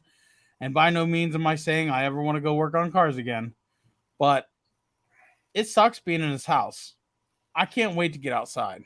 It's cool for about the first 6 months. And then it's absolutely horrible after that. It's boring. I've been doing this, since July 1st? I've been doing this since May of 2019. And that's why you rip your clutch apart 500 times a week. Yeah, pretty much. I don't have anything better to do. Exactly. Yep. I can jack up the back end of it. That's right, Chris. I've got an ATV jack that I just jack it up with my foot, and then I can literally just sit on the floor and work on it. Yep. Woo, pizza. Hey, what'd you bring me? Pizza. Thank you. I got those pizzas upstairs. These are my favorite pizzas. Tostinos? Yeah, I'm out of ranch, though. Damn it. Oh, dude, you got to have ranch with that. I'm out. Damn. I know people that eat them with ketchup. I've never done that. Most of the time, I pop it in the microwave, fold it in half, and eat it like a burrito or a taco. Oh, I'm sure, Dirt Trail. I'm sure you are. But the thing is, I'm telling you, you sit at home long enough, you won't want to do it no more. Because I'm telling you, you run out of things to do. Like, even though I'm working, I have things to do. But at the end of the day, I don't get to go home because I'm already home. I don't do anything. I don't get out. My truck's been sitting out there in the same spot for 4 months. Or I don't know. How long has it been since I bought the XL? 3 months? I don't The know. last time it moved is when I picked up the XL. That's the last time it moved. However long that's been. I know you were so worried about it that you basically plowed it in. I plowed it in. Yeah. I did plow it in. Yeah. I click the remote start once every 2 weeks to start it up and let it run. You gotta keep the battery charged, keep the fluids moving. That's right.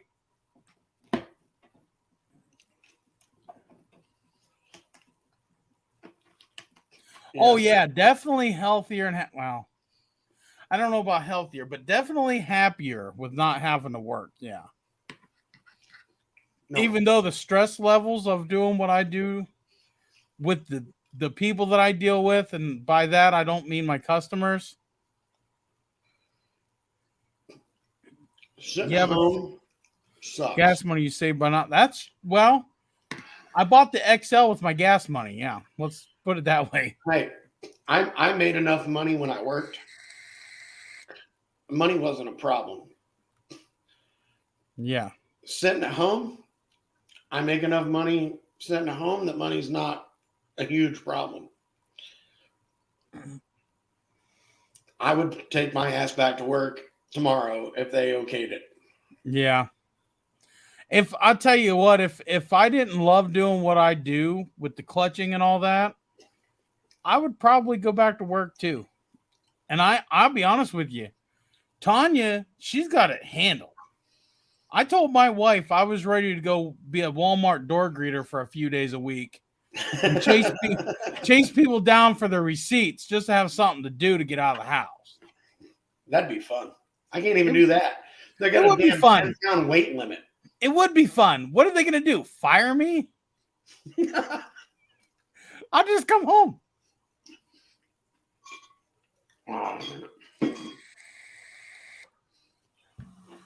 Yeah, because by law, you don't have to show them your receipt. And also, it's against Walmart policy for them to chase you any farther than the door. Yep. Yep. Once you're out the door, it's up to the cops. That's right.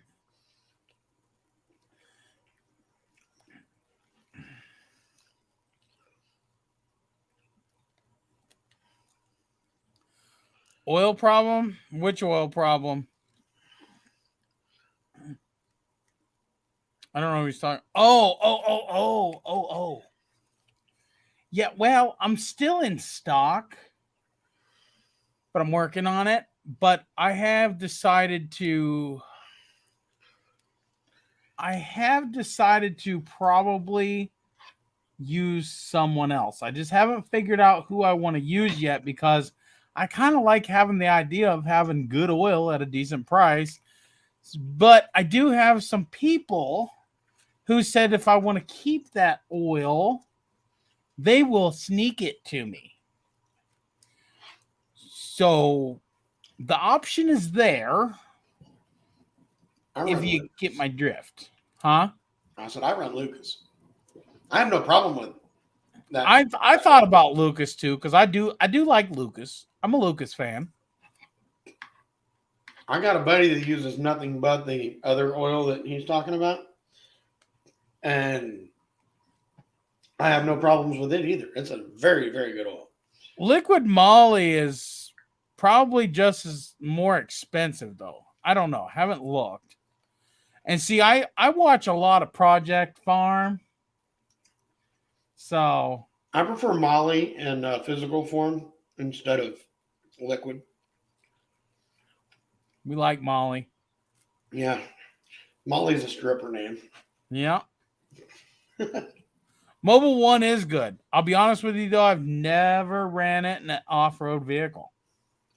But that's all I run in my cars and trucks. In fact, when I poured that Cfmoto, that Total brand for Cfmoto in my wife's car the other day, I poured it in on top of Mobile One full synthetic because that's what I use. My wife's name is Molly, he says. Then he should prefer Molly in physical form too. Yep. I've never tried a molly either. Might be fun. I'm just Pricing me to the curious. hospital. Huh? I said it would pricing me to the hospital. Yeah.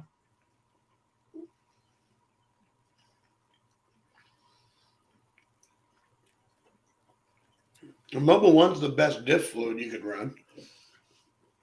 Mobile One? Yeah. I use that or yeah, I can't think of it now. I have all Lucas fluids except for my coolant. I got Lucas in my diffs right now in the 600. Oh, and let me throw this out there real quick. I might look into Mobile One just because I do trust it in my cars. Why not the side by sides? If you use Lucas oil in your machine, do not add the motorcycle additive to it. No. It will cause your wet clutch to start slipping. It reduces that much friction.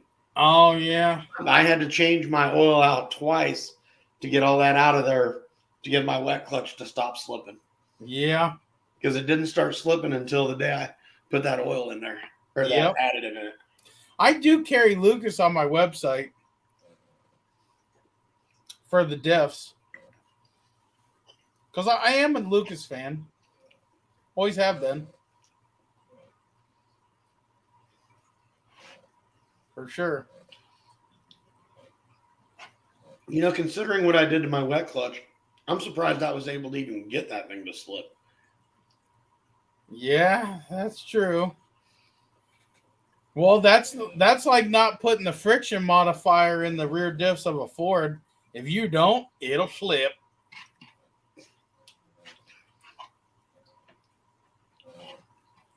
I wonder what would happen if I put friction modifier in my side-by-side. It could be. What? I wonder what would happen if I put friction modifier in there. I wonder if that would tear up anything else. That's It don't tear up bearings and stuff in rear ends. That's true. That's true. It doesn't, and they are a shear. They like have a shear thing, and they cut the oil. Yep. Yeah. Lucas Oil Speedway is right down the street from me. That's pretty cool. Hi. Are you down here to see Dad? Are you down here to see Dad? What are you doing? Lucas Oil Speedway, is that a circle track? What are you doing, baby? Huh? What? Are you coming down here to say hello? They can't see you because you're black. You a dark girl. Yeah. Come on. Let's see if you can get up here so they can see you. Come on. Come on. Here. Come on. Get up here. Come on. What? What? What are you doing? See? Right there. We can get two 950s and we can race them around the circle track to where they're just pegged at their max speed for the whole time. Yep. See which one makes it around faster. That's right.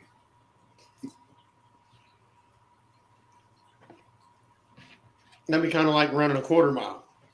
Yep. When you're almost maxed out in the 8th mile.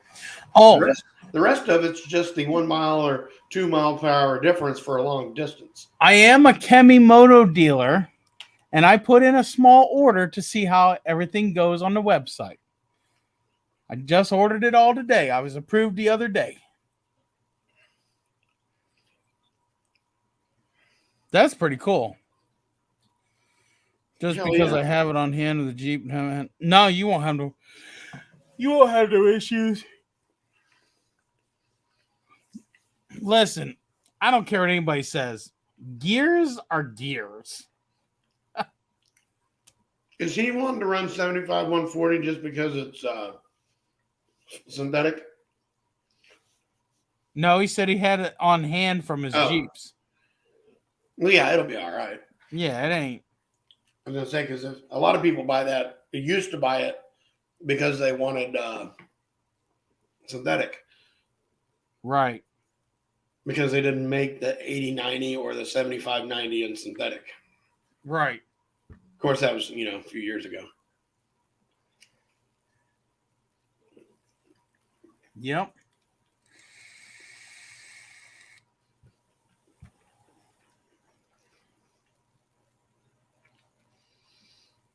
I'm about ready to go down to freaking Florida again. Yep.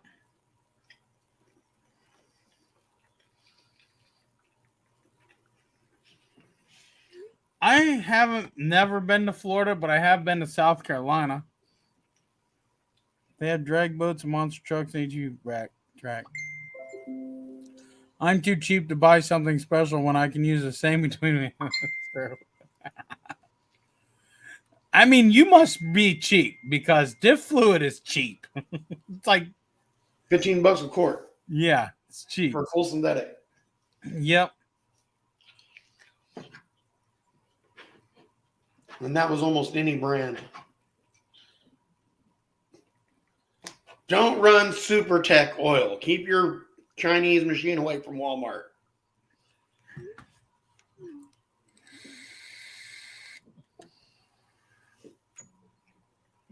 Yeah, that'd be cool, Steve.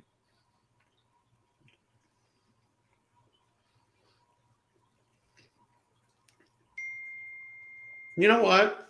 We need to find a place in the middle so that I don't have to drive so damn far. And the last few times I've had to drive farther than anybody but Larry. Right. And he drove a car. He wasn't even pulling nothing.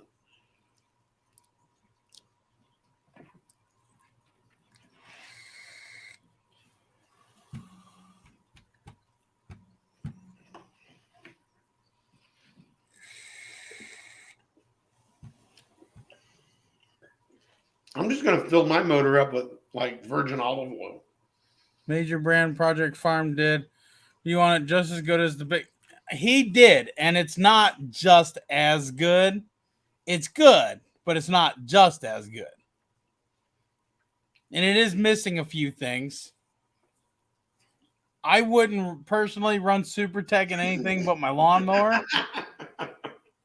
What? That'd be sweet.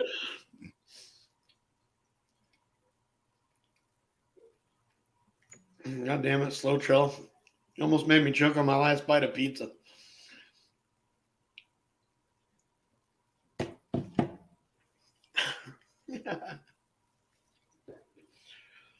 Oh, that was good. Rednecks with paychecks. When everybody wants to do that, let me get a hold of my buddy Josh. He's still friends with his ex-girlfriend that is friends with the people that run that.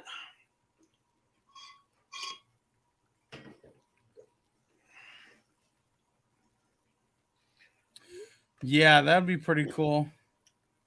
That place would probably get me in trouble. What's that? What's that white rapper? He's a big dude with tattoos everywhere. It's Jelly Roll. Jelly Roll. I like his music. He goes to all the off-road parks, and from what I heard, he's a pretty down-to-earth guy. Him and Colt Ford and the Lax and Moonshine Bandits or something like that. There's a bunch of them. They put on a good show. He said probably going to start a fire, but for normal use and short oil changes, most oils like Super Tech. It's not a horrible oil. It's not like you're buying at a Dollar Tree or nothing. It's not bad oil. I just personally, I have a habit of not changing the oil in my lawnmowers and stuff. So I don't. You just top them off with Super Tech? Yeah, but I do run Super Tech 2-stroke oil in all of my 2-strokes and have never once, ever had any issues. Never. A long time ago, when I got my foot in the door at a shop. It was a Walmart back when they still did suspension work and stuff like that. I wouldn't put Super Tech in my lawnmower. I'll put used oil out of my car before I put Super Tech in my lawnmower. Mm-hmm.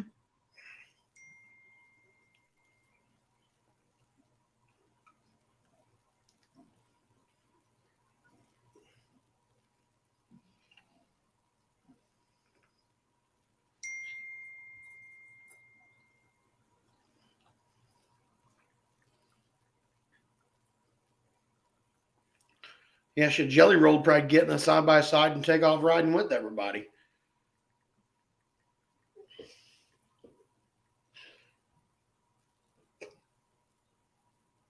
Yeah, I was trying to eat my last piece of pizza too.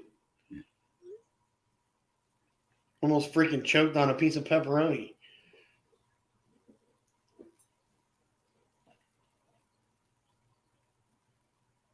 Was you laughing at what I sent on Messenger? How is the shifter in your XL? My buddy's U1000 sucks. It's smooth.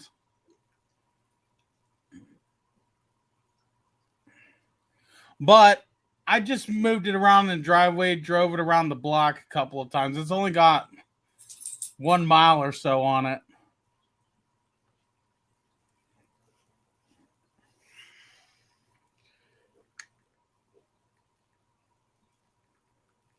My shifter still sucks, but it's probably caked with mud and whatever else is in the nasty stuff I've been in.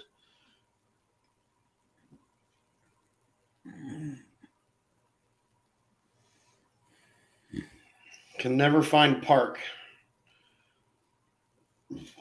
That could be a little bit of a break-in issue too. Or it might need to be adjusted slightly.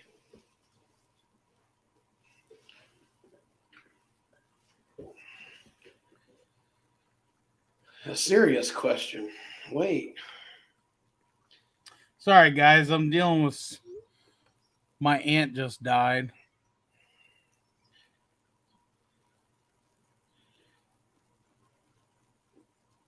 You talking about the U1000 versus the Z950? Chris? Okay. Dirt Trail. Have you not seen my videos?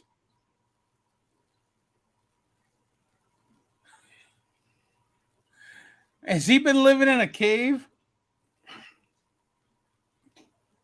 Well, I'm going to answer Chris's question here real quick. The U-Force 1000 is clutched and designed to work, have low end torque, and pull. The Z-Force is created for sport. They're tuned and clutched entirely different for two different things. Actually, I can clear that up just a little bit better than you, Ron. Because I have hand in hand with the clutching. So, and I want to get to, he said, hold on, let me answer Forrest first. Can never find park. All you need to do is just adjust the shifter, just a turn or so on the adjustment, and you'll fix that. Here's a serious question. Why is the 1000 rated to tow more than my 950? There's a decent spec difference according to the manuals. So, there's a few things going on here. My XL is rated to tow, I think it said 16 or 1800 pounds. I think it's up there. So you have different style suspension, and I'm just going by the XL. The XL has a limited slip diff, so it's not a locked rear diff. So having more weight on the back isn't gonna snap axles and stuff like that. Now, Ron mentioned the clutching is different. So, to an extent, he's correct. The regular Z950, hold on, here's Larry. The regular Z950 has the same exact spring as the U-Force 1000 and the 950 HO. The variance is, hold on, Larry. 1000. Hold on, Larry. The variance is the weights. The U-Force 1000s come with 20-gram weights. The Z950 Sport HO comes with 20-gram weights. The Z950 Sport comes with 16-gram weights. So clutching, not that far off, but it is different nonetheless. That's the only answer I got. Do whatever you want to with it, because it's the same engine and driveline. And when I said tuning, I meant like ECU tuning. ECU is tuned, yeah, differently, yeah. ECU is tuned differently. The clutch is slightly different, and the suspension itself, that style of suspension is going to hold more weight than the Sport trailing arm suspension.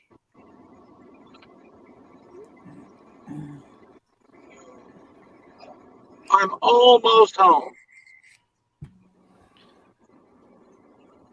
And it's almost dark. Hell, it's been dark here for a couple hours now. I know. That does look cool, though. Even though it's about this big on my screen. As soon as I start getting in my neighborhood, it won't look like I live in the desert. You do live in the desert. So it should look like you live in the desert.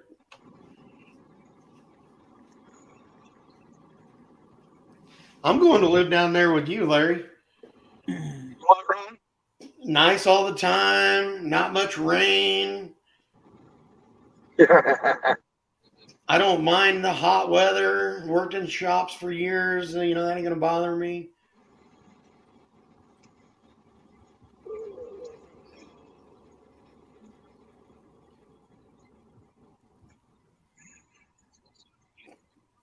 Get all my stuff settled out. I'm moving south. Dirt Trail, it is not. I know for a fact it's not exactly 2K. It's under 2K. Because there's a sticker right on my hitch. Everybody has these little phones. Why don't we just look them up? Can you swap the ECU from the 1000 into a 950? Yes, you can. A 950 Sport, not an HO. The ECUs are the same. Tuning is different between all three models. And it will work from the 950 to the 1000, etc. But the HO model, you do not want to do that.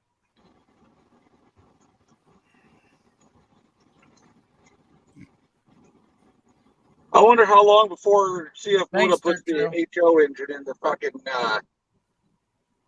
XL. Huh? I wonder how long it'll be before Cfmoto puts the HO engine in the XL. They should have done that from the start. What was they thinking? They weren't. No. What's thinking?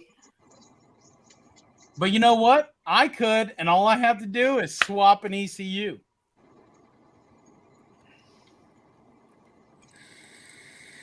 Because I'm almost sure all the plugs and everything is going to be identical. Yeah. It's same engine, different heads. That's all it is. Yeah, and the heads are $800 a piece. But I'm sorry. Here's why I won't. Have you seen the regular 950 annihilate the HO? I have. So that's why I'm not. I have, with the same clutch kit. Yeah. Annihilates it. It sucks up top. It's got bottom end punch and mid range, but it didn't gain it actually lost up top. I'll be right back. All right. There's that sexy Z1000. Yeah. I seen with the clutch tore apart. Yeah.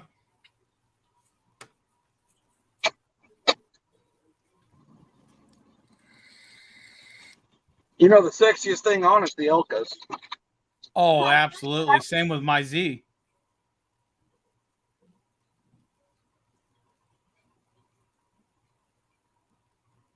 Be on it. Oh, gee, Gemma.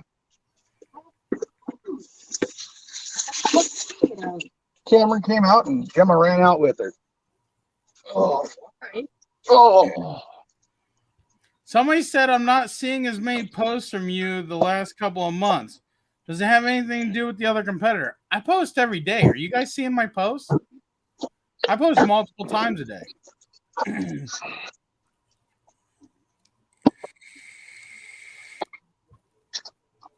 Oh, let me get a light here.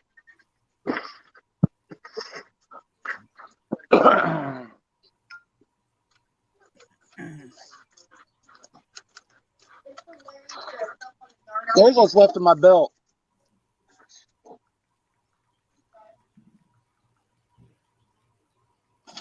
A pile of pieces. That's what's left of it.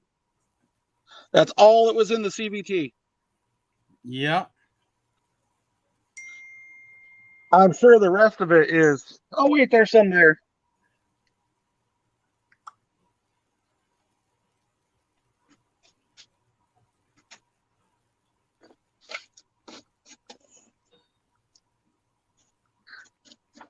Here's some more of it.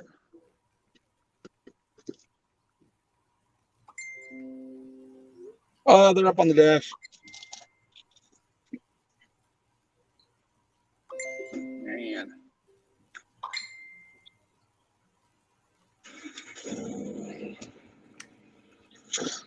Well, I know what Steve wants to see.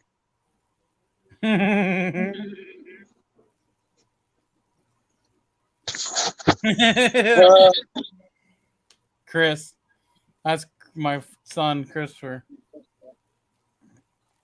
There's the movable secondary sheave.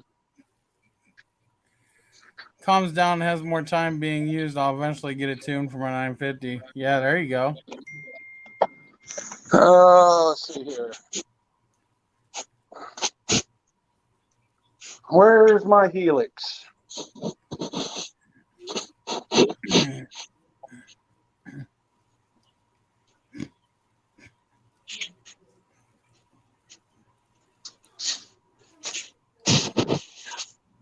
So there's the helix I was running. There's the stock. Yeah. You can see where the seat clip snapped and marred it up. Yep.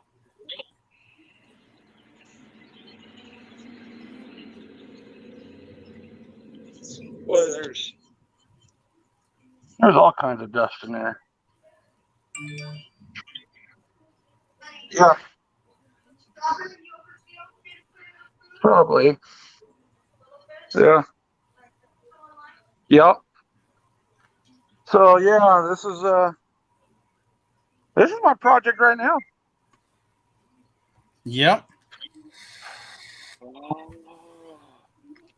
What are those, Steve? Which it says this week. You're welcome, Forrest. Glad you like it, buddy. So I just got done testing these weight blocks for 1,000 miles, and now those ones are going in. I'm putting the number 2s in next. Yeah. Those are the ones that are going in.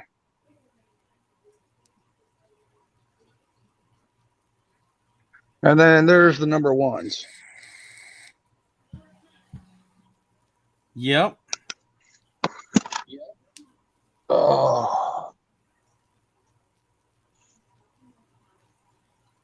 Son of a bitch. Hey, Steve, I'm going to jump off of here and come on with my laptop. Okay. All right. We'll see you in a few. All right. Yep. All right. All right. Yep. Sorry, guys. Dealing with that family stuff.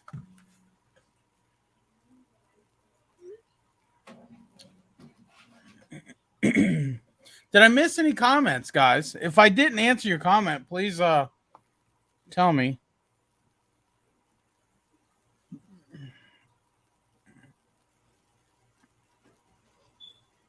The shifter. I agree that they're better oils. Looks like I did. I don't know where Ron went. Larry will be back in just a minute. Oh yeah, I'll put the invite link back up here. Put it back here.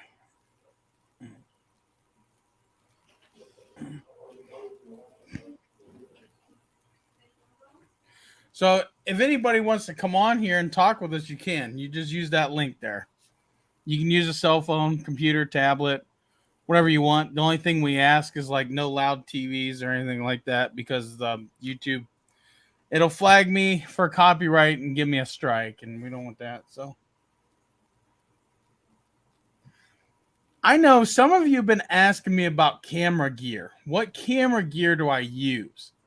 I've seen just a handful of people message me and stuff, and I don't really say a whole lot because it's a lot to type, but I picked up a Sony A7 III. Still got mud on it from the summer. I got to clean it. This is the camera I was having those issues with, and I'm pretty sure I got them fixed. I think it was just, see all these fancy buttons? I'm not a camera guy. I know basics, but I think I hit a button and I got it fixed. I'm learning it. Now, I do know my GoPro's on hand. I use Hero 10s and Hero 9s. These things got just as good image quality as that big behemoth, but that one is better image quality in a certain way because it's a full frame sensor. You don't get any better than a full frame sensor. That's really it. And my cell phone. See about getting a camera for my PC in the future. And they're cheap. I'm running like a $20 Aver Media camera from Best Buy.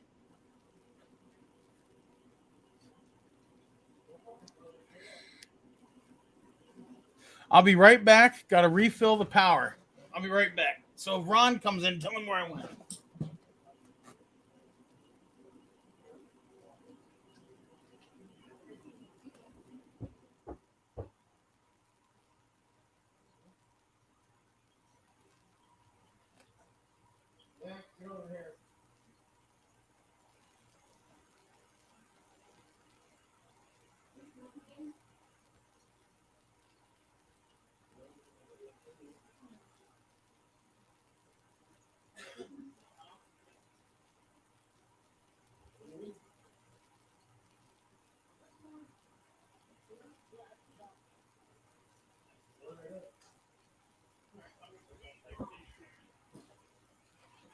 Hi, baby. You still down here? You're so quiet, I didn't even notice. I'm back.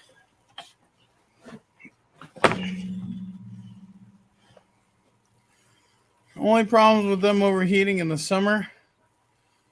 I'll see about getting a camera. The GoPro, is that what you're talking about? Yes and no. So I haven't really had any problems with the 10 overheating or the 9s, but the 8 I did. I do have one 9 that if I run it a lot in the summer, like hot sun, it will, but if you use 4K 30 frames a second, it won't. If you use 4K 60, it will. 30 frames a second will give you better image quality. 60 frames a second will give you not much worse. You really don't notice a difference, but it's smoother. And I do like to use 60 frames a second so I can slow footage down sometimes. But if I know I'm going to be on like a long trail and I want to record like everything, I toss it on 30 because if I stop, point my machine somewhere to get something, we're not moving, so you don't really notice that not smoothness. A lot of people do 24 frames a second. I do not like 24 frames a second. It looks jittery and stuttery to me. But not really. They do get hot though. However, the big camera, not a freaking issue. I'm hot. I'm hotter than hell. You got a coat on. You live in Arizona. Shut it. It's cold here. Yeah, right. Let's see here. What's the temperature? Probably 75. Yeah, I wish. It's 54. Perfect. And we have a low tonight of 35. Now that's cold.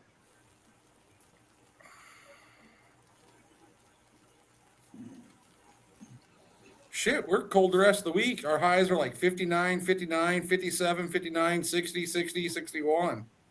Yep. Bastards. It's still warmer than what it was yesterday when I was up in the freaking snow and it was 24 degrees. Quit being a baby. Time to go let my dogs out. So how'd you like those chunks of belt, Steve?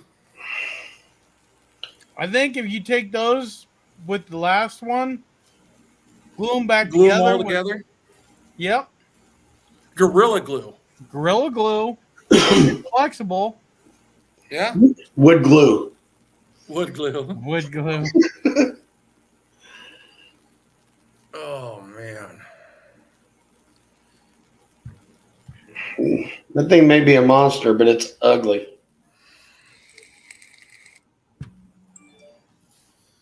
The first piece of gravel you ran over is going to have a sidewall ripped open. Yep. Been watching a new channel of snow crew in Mammoth Mountain dealing with 33 feet overall. Holy crap. Oh, I got to address this, Steve. Why are you so laggy, Larry? I don't know. Is he laggy on your end? Yeah, his face is froze up. Is it? Yeah, I want to smack him in the face, see if it'll move. They said duct tape, more belt grip. So, no, you put the duct tape on backwards. I got to address what Chris said.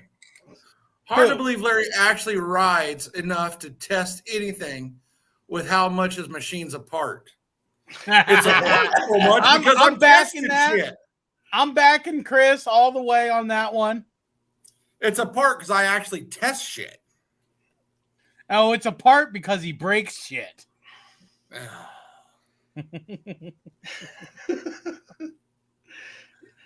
In Larry's defense, the only reason it was down that long this time was because he was lapping the valves. Oh, and never mind, I had back surgery October 28th. Quit being a little girl. That was like 6 months ago. Shit. Come on, girl. Duct tape, more belt grip. Come on, baby. Why are you sitting over there? Come Oh, on. man. Come here. Hi, baby. What are you doing? Any problems? What else is going on? What else have I missed? Any problems with him overheating in the summer? Who? Come on. Come on. Here. Come on. Come on. The only time I've ever had an overheating issue was when my radiator was clogged with blood. Come on here with Dad. Come on. The only time I have an overheating issue in my Z1000 was when my exhaust valves on cylinder 1 were leaking real bad. What are you doing, baby? What are you doing? You hanging out with Dad, huh? Yeah, I got one of those freaking mountain mutts laying next to me. What are you doing? Oh, am I I still wish Larry froze? would get stuck on some cool pose or something. Am I still froze? No, you move like about every 20 seconds. Really? Because I'm seeing it in the screen and it looks right. Right now, your voice doesn't even match your lips moving. Yeah, we was, Calvin.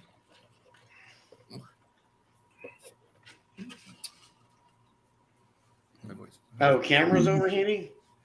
I've never had a camera overheat. GoPros do. Does that make it any better? I don't spend No. the money on GoPro. No. It must be Is that it your- shitty fiber optic internet I got. I spent $60 on my camera. It takes really good videos, and it's never overheated once, and it sits literally on my hood. I got a little camera that sits right in front of my windshield.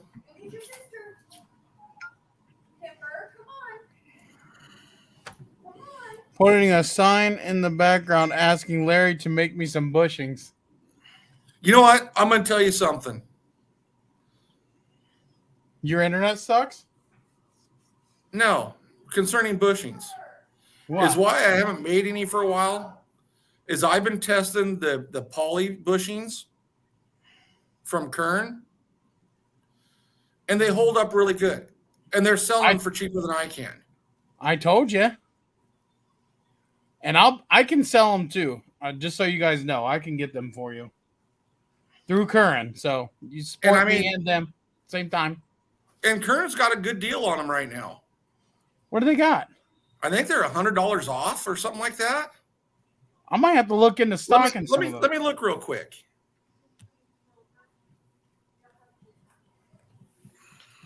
I know they have I think I seen they had 10% off their air filters. I can't do that. Which are extremely good air filters. Yeah. I can't do way that better than the first uni. I don't have enough markup room to do the discounts. Oh my God, Ron. You are 100% correct. I did a search for Cfmoto Parts USA, and you were right on who pops up right as number 2. What?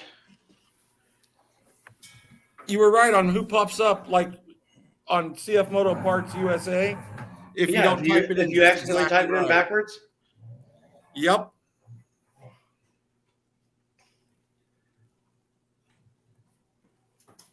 You know, out of all the stuff that I've researched and found, that's literally the dumbest thing I've ever come across. Yep, me too. And you know it was on purpose? Yeah, if somebody just goes in and searches Cfmoto Parts USA on Google, they'll see exactly what we're talking about. Yeah, I'm looking at it now. That's BS.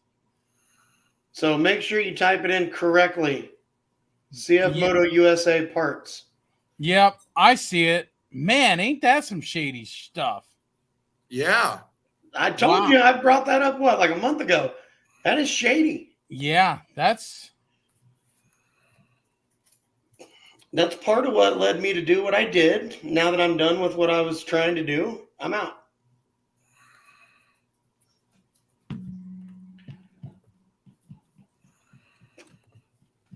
So if anybody wants to join any of my pages, they're more than welcome to. Yeah, that's some shady ass shit. Yep, that's horrible. So just for the record, if you're wanting to reach Curran, what is the website? Cfmoto USA Parts. Exactly. Hold on. I gotta let the dogs back in.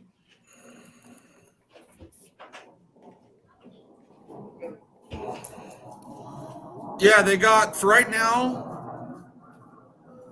They've got them for $199, Steve. That's not bad for the full set.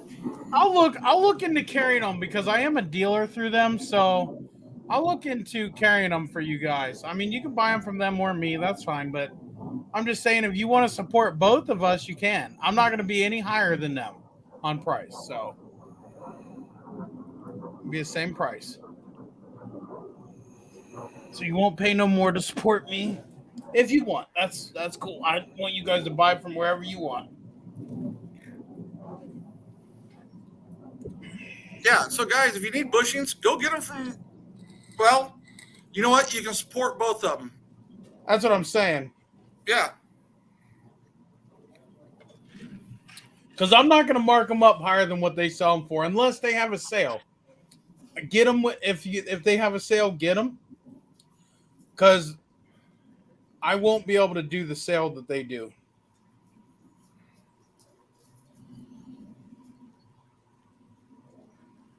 Sure, buddy. Just remind me.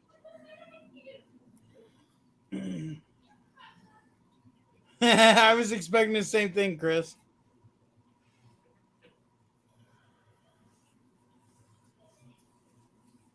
It is. Yeah, if you guys want to see me carry the bushings, let me know. I'm just worried.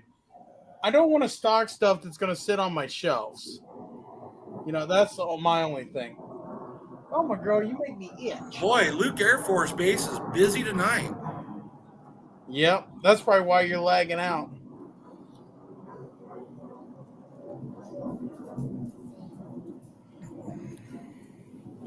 Yeah, they are busy tonight.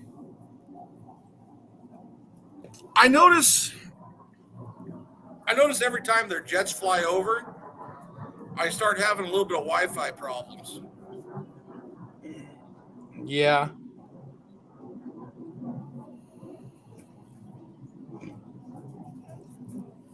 What do you want, Gemma? Come here. She wanted attention. You got your attention now, huh?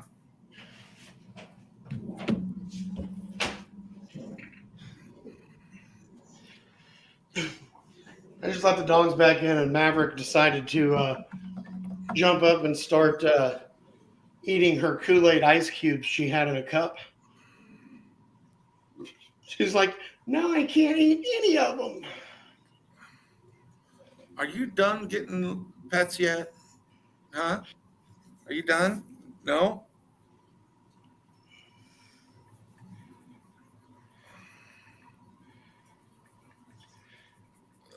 Okay, we're done now. You can get down. No, you can get down. Now, there's something else Larry's tired of hearing about. I missed something there.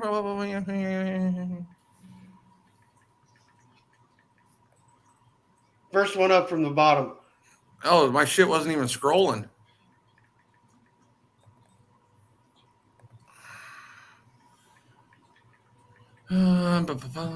Did your phone connect to your Wi-Fi?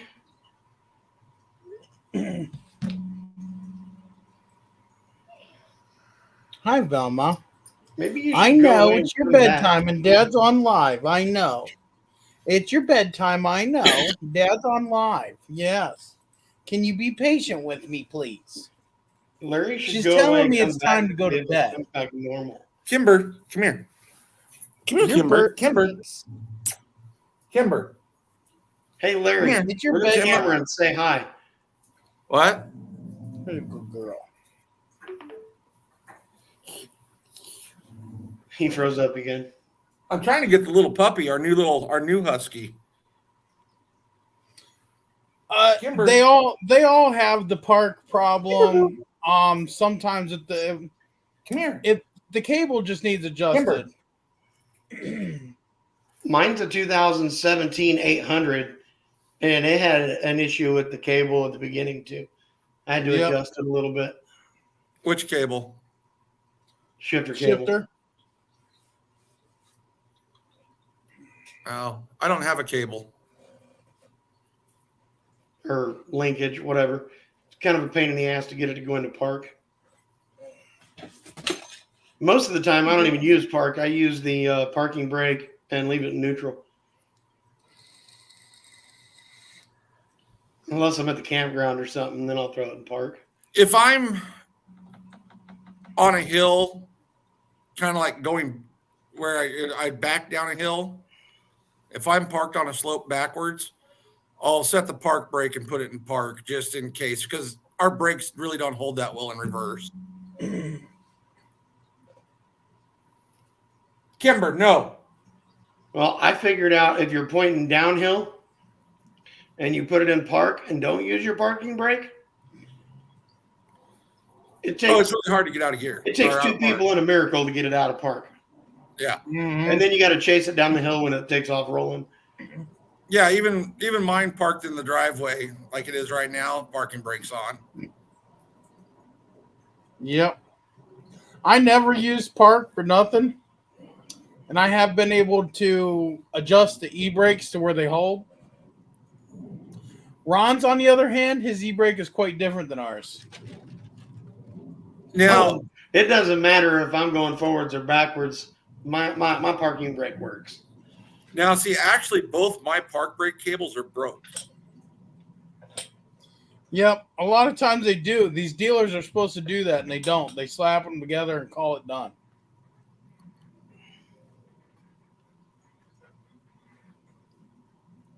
If I pull my parking brake while I'm riding, I can lock up all four wheels.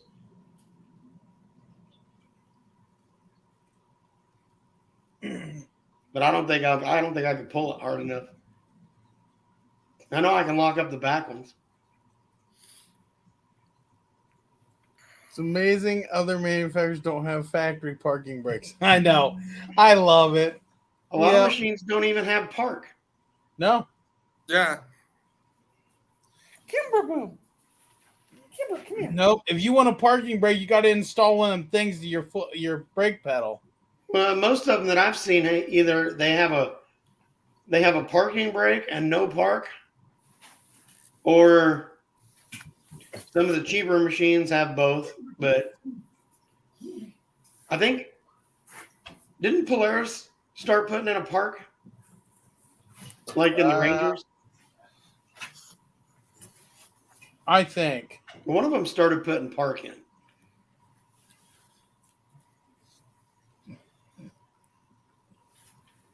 I wish we had one of those cool shifters where if you're not going to make it up a hill or you start to tilt, you could nab reverse real quick.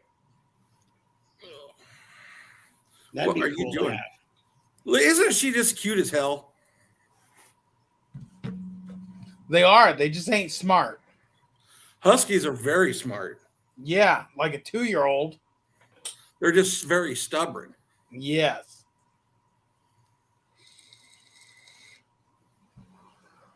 She's starting to find her voice, though. That's why Larry's a little husky. Yeah. Little Kimberboo. Factory park brake was primary reason I bought the 800 Trail because it's a requirement for street legal registration in Michigan. Yep, that's right. Yep. You know what's required in Arizona for street legal? License plate light and horn. Yeah. That's it. Did you say license plate light and what? And a horn. Well, the dog barked at the same time. I couldn't tell if you said horn or porn. Yeah, that's little Kimber barking. Yep. He's trying to play with the other dog. And your picture just said horn again.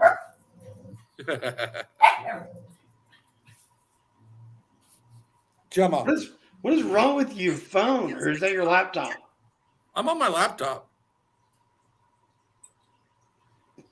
You're going to say it again here in about 20 seconds. Hey, why is nobody hitting that like button? What's wrong with you guys? Your thumbs ain't broken. I could this laptop might need to be rebooted. I haven't freaking turned it off in weeks. That could be it. I'm not even. Could definitely be it. There he goes. He's rebooting. Good. That was getting annoying. Yeah, you would hear him and then he would talk.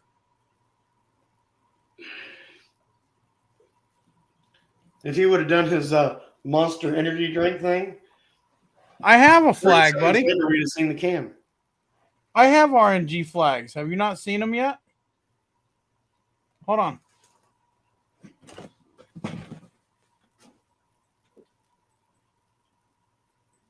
R.N.G crew. No, that's gay. Just needs to say R.N.G on it.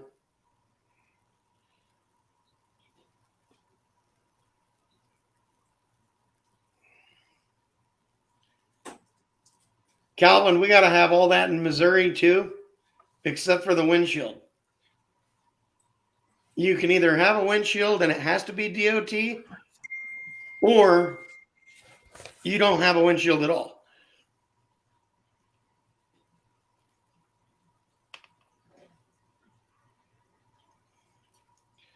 Take the squad part off of there. Hey, it's upside down. Now it's backwards.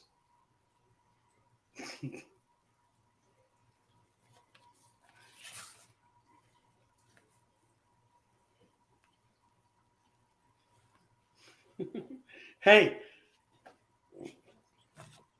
where it says Polaris, you can still have it say Polaris, but you should put a razor down there that has flames on Yeah. These are on my website, guys. They're for your whips.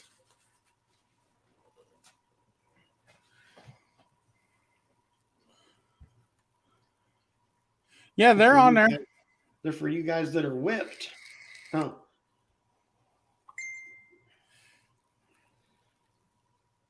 I'd have to find a place to put them. I don't have whips. I'm not cool like everybody else.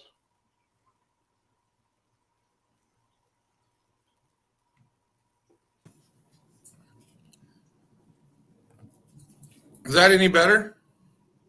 Yes. And it's even clearer. Well, come to find out, when I went to restart it, Windows was installing updates. Well, it didn't update your video, that was for sure. Razor fires. Hey, we just seen one of those 2 nights ago.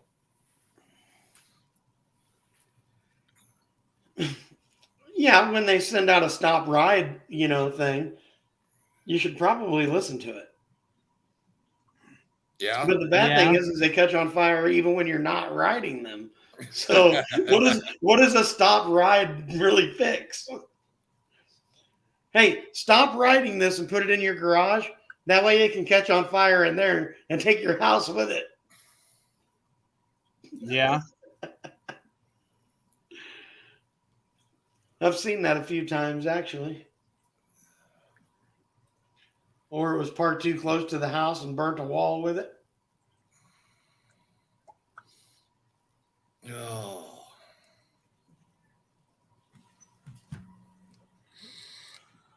So I'm going to have Hester build me some shocks for the XL. Some real soft, spongy plush ones. Yeah, well, I'll be honest with you. The XL ride's very soft. But have you ever driven a car that had blown out struts? And It was so is bouncy. what you're the saying is it XL rides does like that.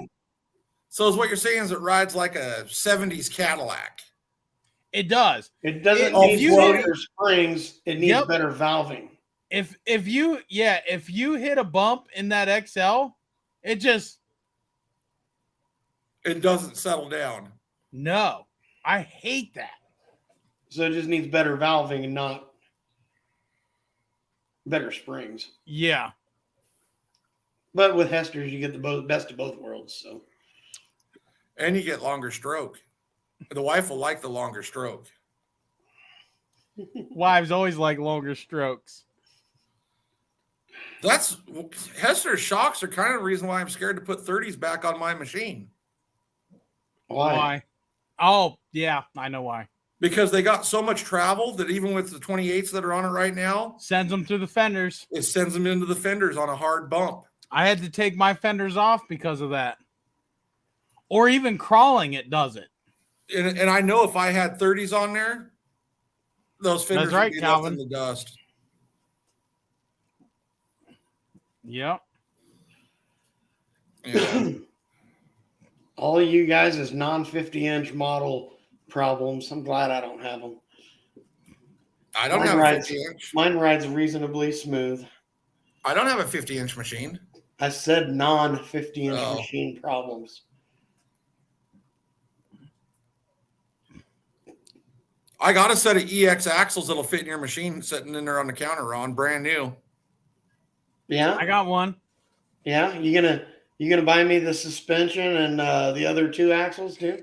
All you need is the axles, a welder, and some tubing. Yeah. No thanks. You can I make like yourself some cable. high clearance arms. It doesn't matter how you get to point A to point B as long as you get there. Hey, I was the only side-by-side of Moab that got to ride the ATV side of it. And I'll tell you what, taking a side-by-side and riding it through the ATV trails in Moab is a lot more sketchy than riding the side-by-side trails. Do Hell's Gate and tell me that. I went on that side. You did Hell's Canyon. You didn't do Hell's Gate. I did Fins and Things and That's like an interstate. one other one. And the only reason I didn't do Hell's Revenge while I was there was because that's when I was idling up to 2200 and it was keeping my clutch engaged. Yeah, but see, Hell's Gate is the advanced obstacle that you can either bypass or go Right. on Hell's Revenge. And that's the one where I got my one front tire 6 feet up in the ground. Yeah, I've done that in Kansas. And then it's about 150 feet to the bottom behind me. Yeah, that was fun. But Fins and Things is a level 7. Hell's Revenge is only a level 8. Fins and Things was just fun. High speed fun. That was fun, yeah. Well, that and being up on top of the dunes, that was awesome. The view. Yeah. That was some cool shit. I would love to go back out there again. That was fun. Fuck, Chris. Anything rides better than a Jeep. Had a Bronco too that rode better than a Jeep. Of course, took a lot of money to make it do that. What are you doing, Red? Setting Don't up say dealer working. accounts. You're what? Setting up dealer accounts. Sorry, guys. I'm back. Paying attention now. I'm phone, computer all day long. Wife tells me to cut it off at 5. I should. Like a boat in rough water. Yeah, talking about the XL. Or my trail with no sway bar loose. He said it rides better than his lifted Jeep. He's happy. That's because you can't afford to put expensive shock suspension on your lifted Jeep to make it ride good. That suspension costs too much. Well, he says last time he was in Moab, he was driving a 76 Land Cruiser. How many years old was the Land Cruiser when you were in Moab? That's the real question. Uh-huh.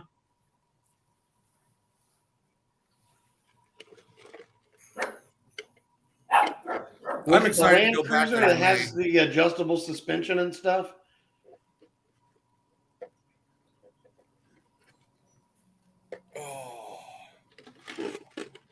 Oh shit!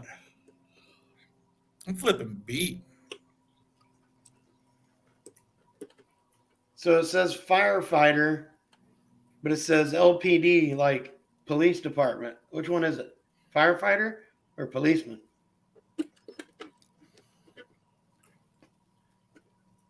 Gator Freighter is what it says.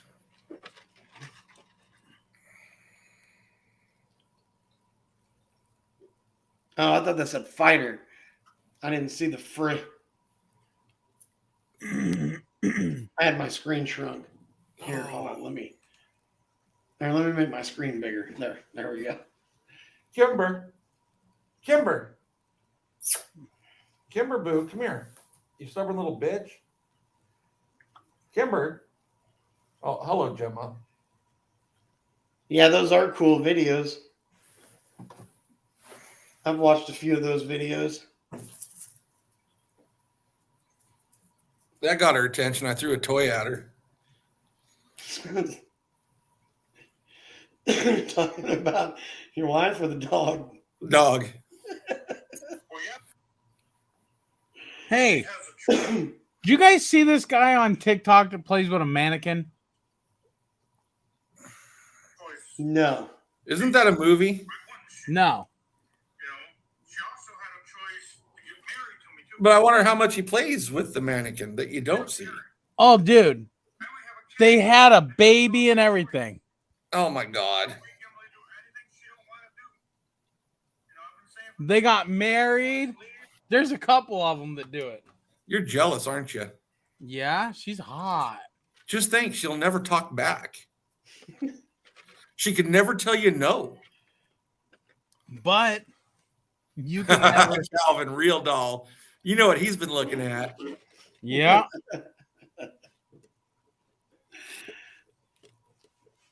Those don't look that real to me.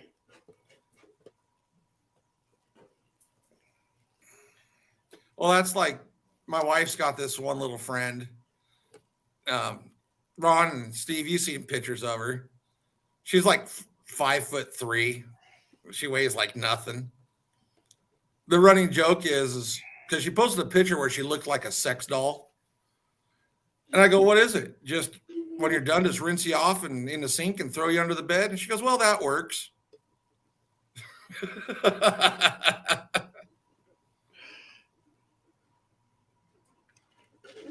They had a Tickle Me Elmo.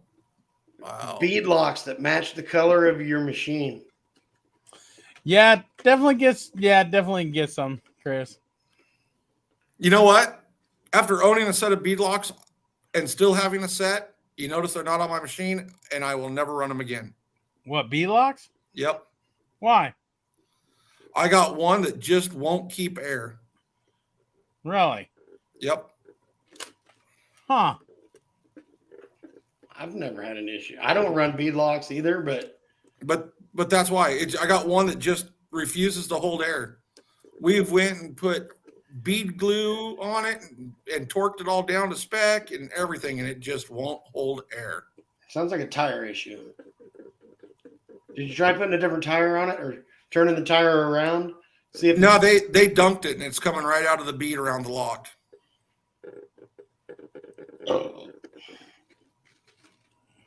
Wonder if it's cracked and you don't know where it's at. hairline It's possible. I have seen rims be cracked and you can't see it. I've seen them cracked underneath the paint to where it didn't pop the paint. That's what I'm But it saying. was cracked underneath there. I've Yep. seen that many times. Well, I know the one on my wife's car was definitely cracked. yes, that was definitely cracked. Well, you cracked it on a freaking curb. What do you want, Cameron? I bet I could hit a curb that fast in my side by side Okay. and bend the wheel and crack it too. Well, Ron, we were curb hopping at the brickyard. Curb hopping. Yeah. You watch You know, me go down that? I'm going to go to Walmart's parking lot some night, and I'm going to have somebody videoing me jumping over all their curbs between their parking spots when it's empty I do that. and say, this is redneck garage rock You crawling. seen me do that, Larry? You was with me and we did it. No, those are redneck whoops. That's right.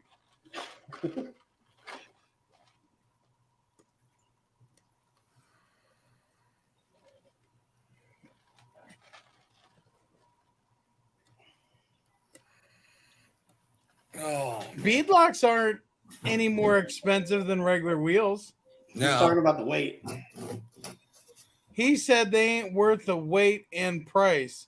Actually, my beadlocks weigh less than my OEM wheels. Mine too. Even that wide ass 11-inch one I got is lighter than the Yep. 8-inch ones on my OEM. Yep. My wheels weigh 11 and a half pounds. Or no, 10 and a half pounds. You know, my buddy's always yelling at me why I haven't gone to Glamis yet since I only live 2 hours away. I go, I got a Cfmoto. What am I going to do in the dunes? Go slow. Yeah. But those beadlocks, they'd be good for a set of paddles, like a 27-inch 12 paddle or something. I bet you'd get one hell of a tan. Yeah. He I live in lives Arizona. Park year round. He lives in Arizona. It could be freezing outside. He'd still get a tan. Yeah, but you notice he's sitting underneath a porch. Well, If he yeah, was in right Glamis, if he was in Glamis, he'd have the sun on him. No, my side-by-side's got a roof. Yeah, but it still comes through the sides. And the Yeah, you window. still get tanned on this side. Yeah, you get a left side tan. Yeah, Yeah. you get the truck driver tan. Yeah. You should have seen me when I came back from Moab.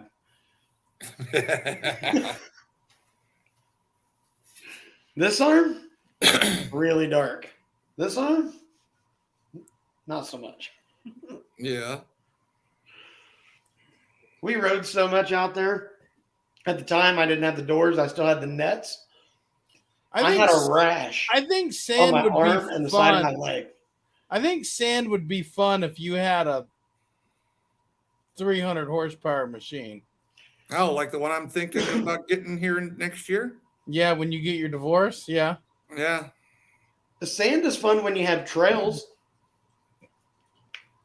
Like we went down to Little Sahara, and they actually have some trails in the sand, and not just wide open dunes.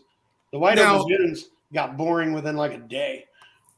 Now, like the other night when I blew that belt, when we went down there to the Pompiana River, it's all dried up right now, but we had rain the night before. So the sand was nice and it was damp and it was kind of packed. That's like the best sand to run in. Yeah. I prefer sand and volleyball courts that have boobs running around playing volleyball. Yeah.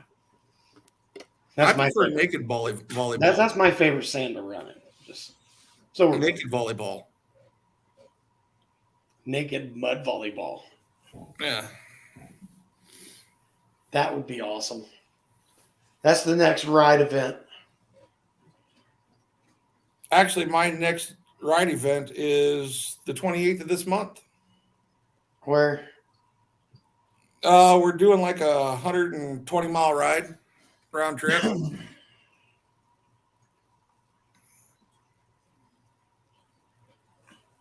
When's the 24th?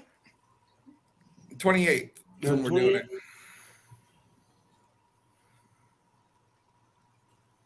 I've got race lines, Chris.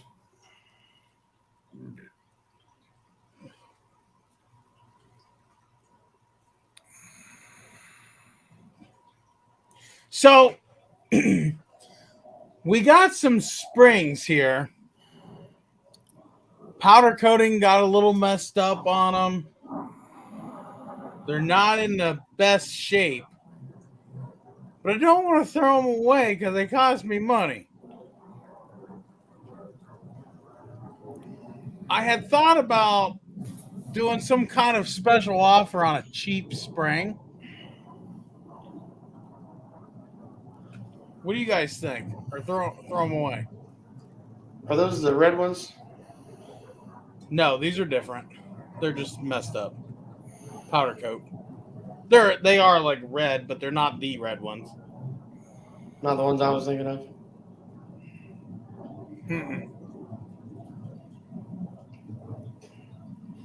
Now I also do like riding the dunes that are on the Oregon coast, where you're down on the ocean. I do like riding those ones, and they got trails.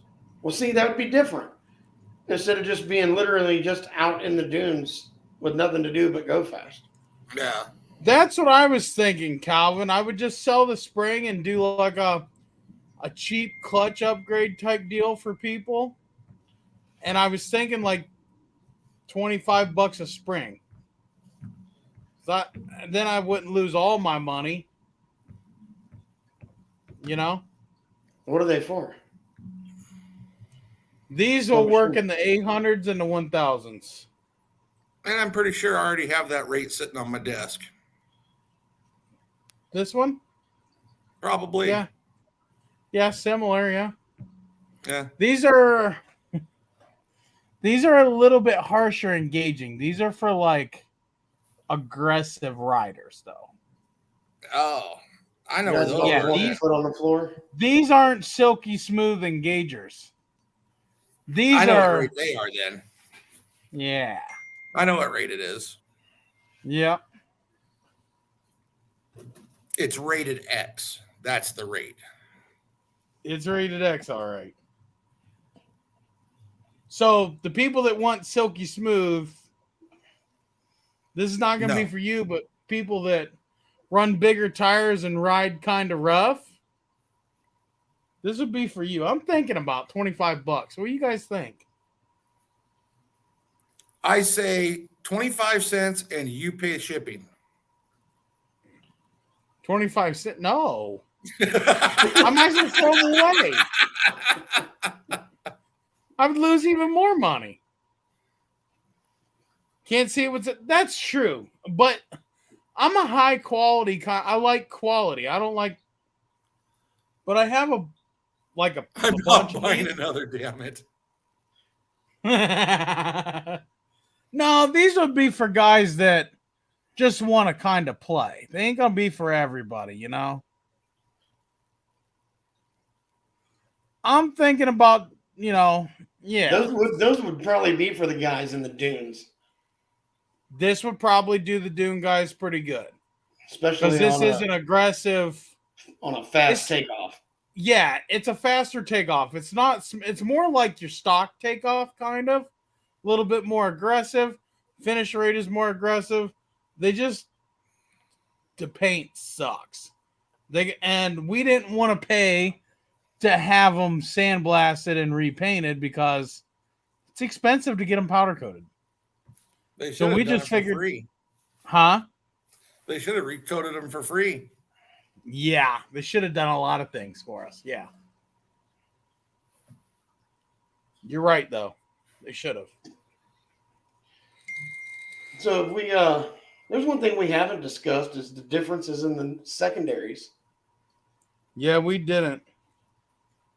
Yeah, 17 and earlier suck. No, it's actually 19 and earlier are different than 2000 and newer. Yeah, because mine's you got that one. What? It's a 13 or a 14 that's different than our 17s and 18s. Yeah, they changed from 13 to 14, and then they changed something again from 19 to 20. Yeah, and even though if you go back, all the numbers they're the same secondary. Yeah, they may be the same angle, they may be the same shift out, but there is differences. And there are differences that can cause issues with certain things. Talked to CRV and they said what we was talking about earlier, it has to do with domain names. Ah. Yep. Yeah, because if you mistype it, you're going to the other place. Yeah.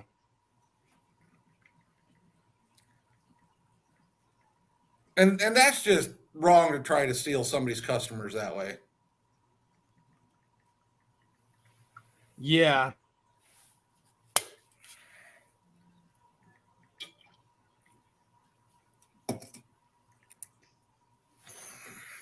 Yep, that's shady as shady can be. Too bad Hester's not on here because I'd tell him all I got was one little bitty sticker.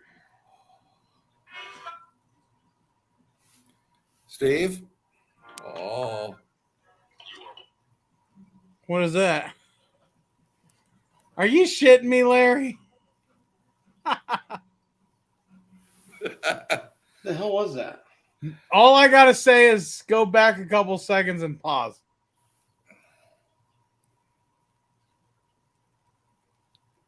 Oh God. That's my lock screen on my phone. Yep. No, I've had worse than that on there. Yeah, but that's the wife. And I've had worse than that on there.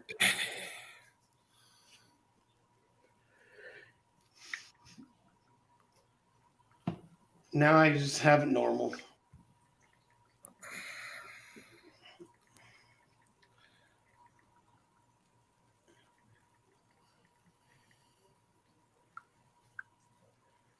Oh, shit. Larry, did we ever figure out what that company was earlier that I was talking about?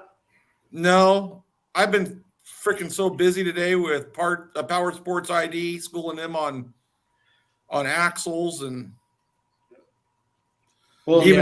even had to call the manufacturer and get the list directly from them what those axles fit. Well, Red wasn't on that call. Red, who is it that makes the aluminum skid plates for Cfmoto that have the built-in rock slider edges that aren't like tree kickers?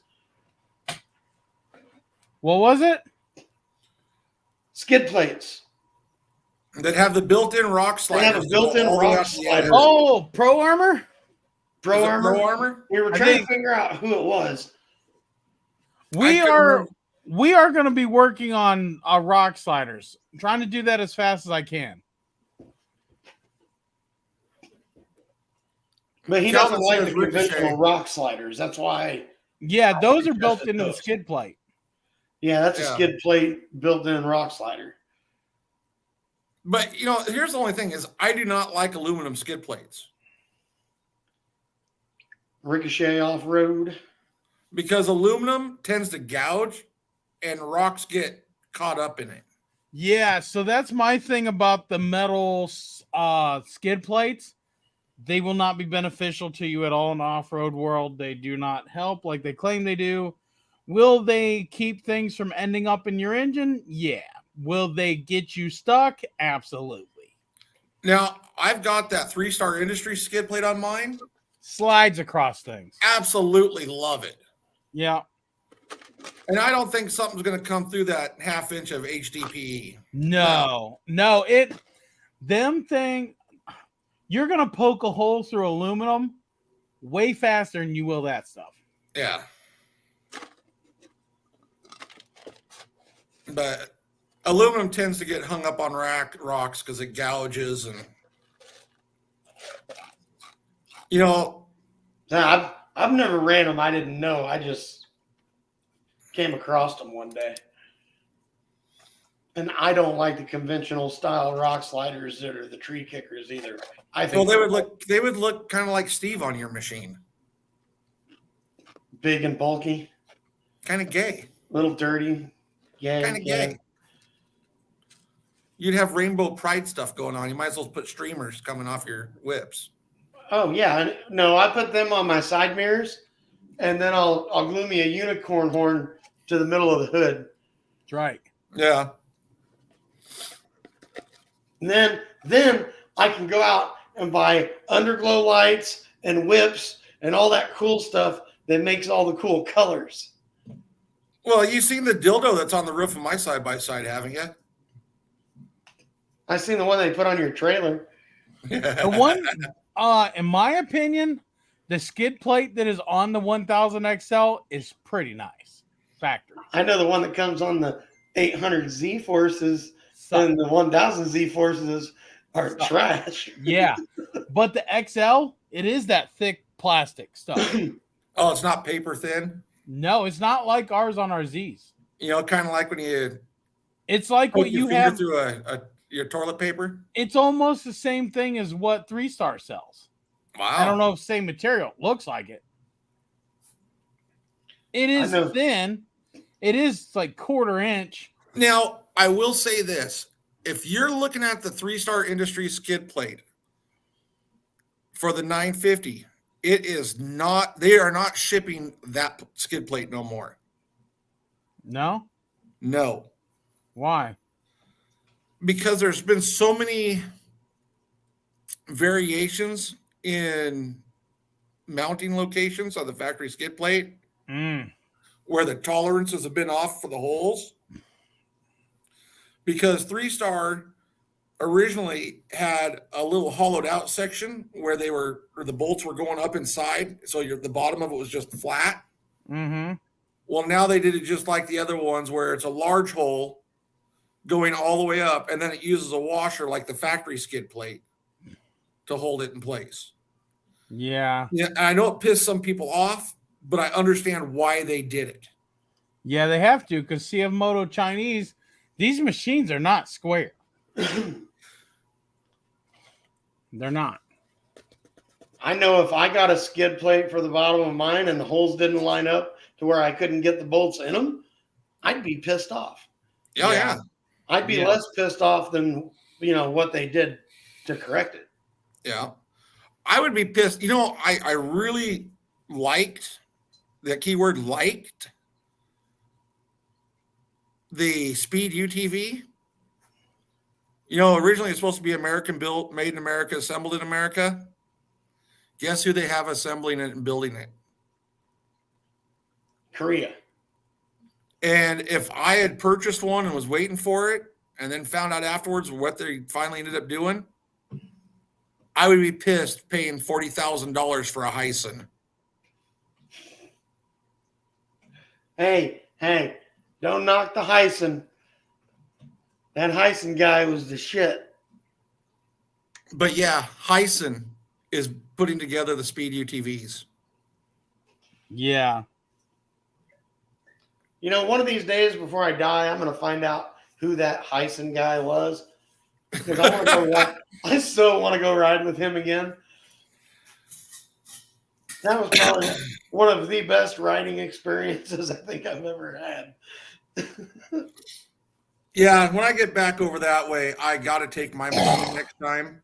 Because that way I don't got to worry about breaking somebody else's.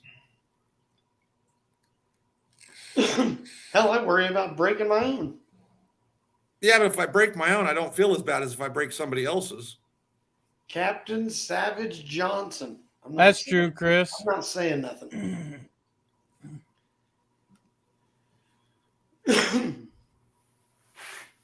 Yeah, but yeah, I'd be pissed to pay $40,000 for a Hyson. Yep. Well, that's just who's assembling it. That's who's building them. Oh. And then they're shipped over in crates, just like Cfmotos. Who's building what?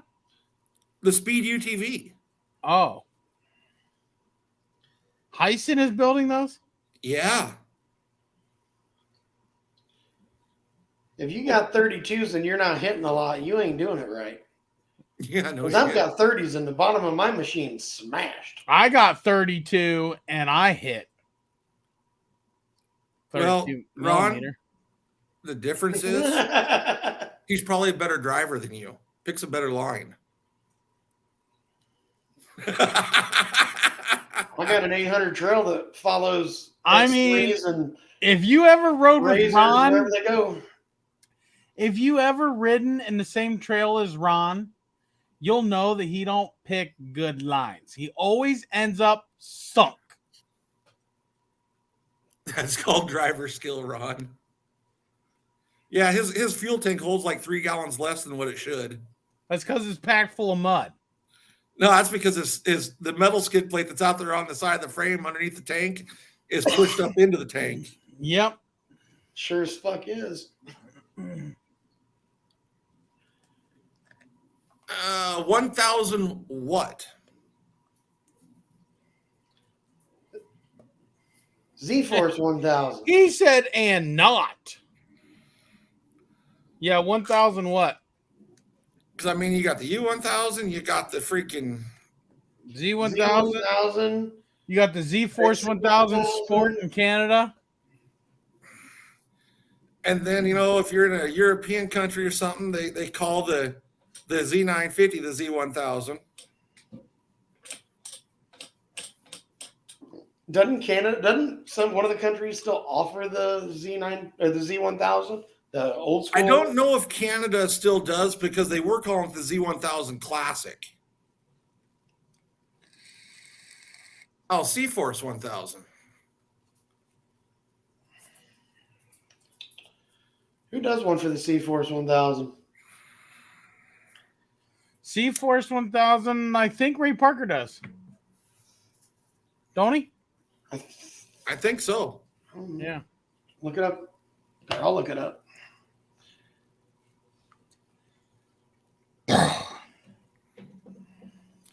You know, I think I might talk to a dealer, Steve, and see if I can get him to send me an ECU.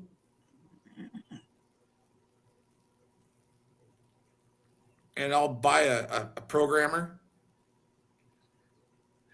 and just test everybody's tunes on my machine.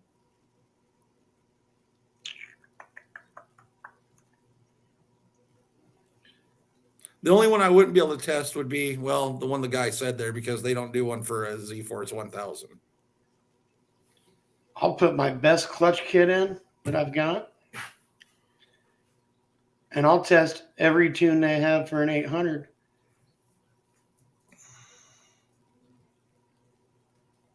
And you know what? I bet I know which one's going to win.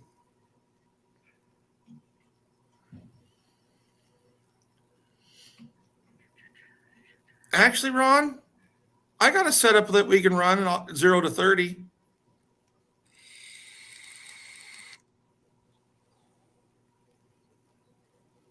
Zero to 30? Uh-huh. High or low? High. Oh, I'm faster in high than I am in low. 0 to 30. I'm a 1.9 0 to 30.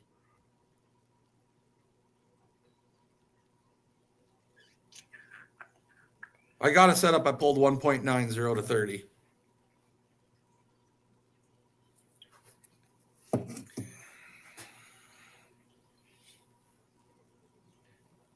Let's see.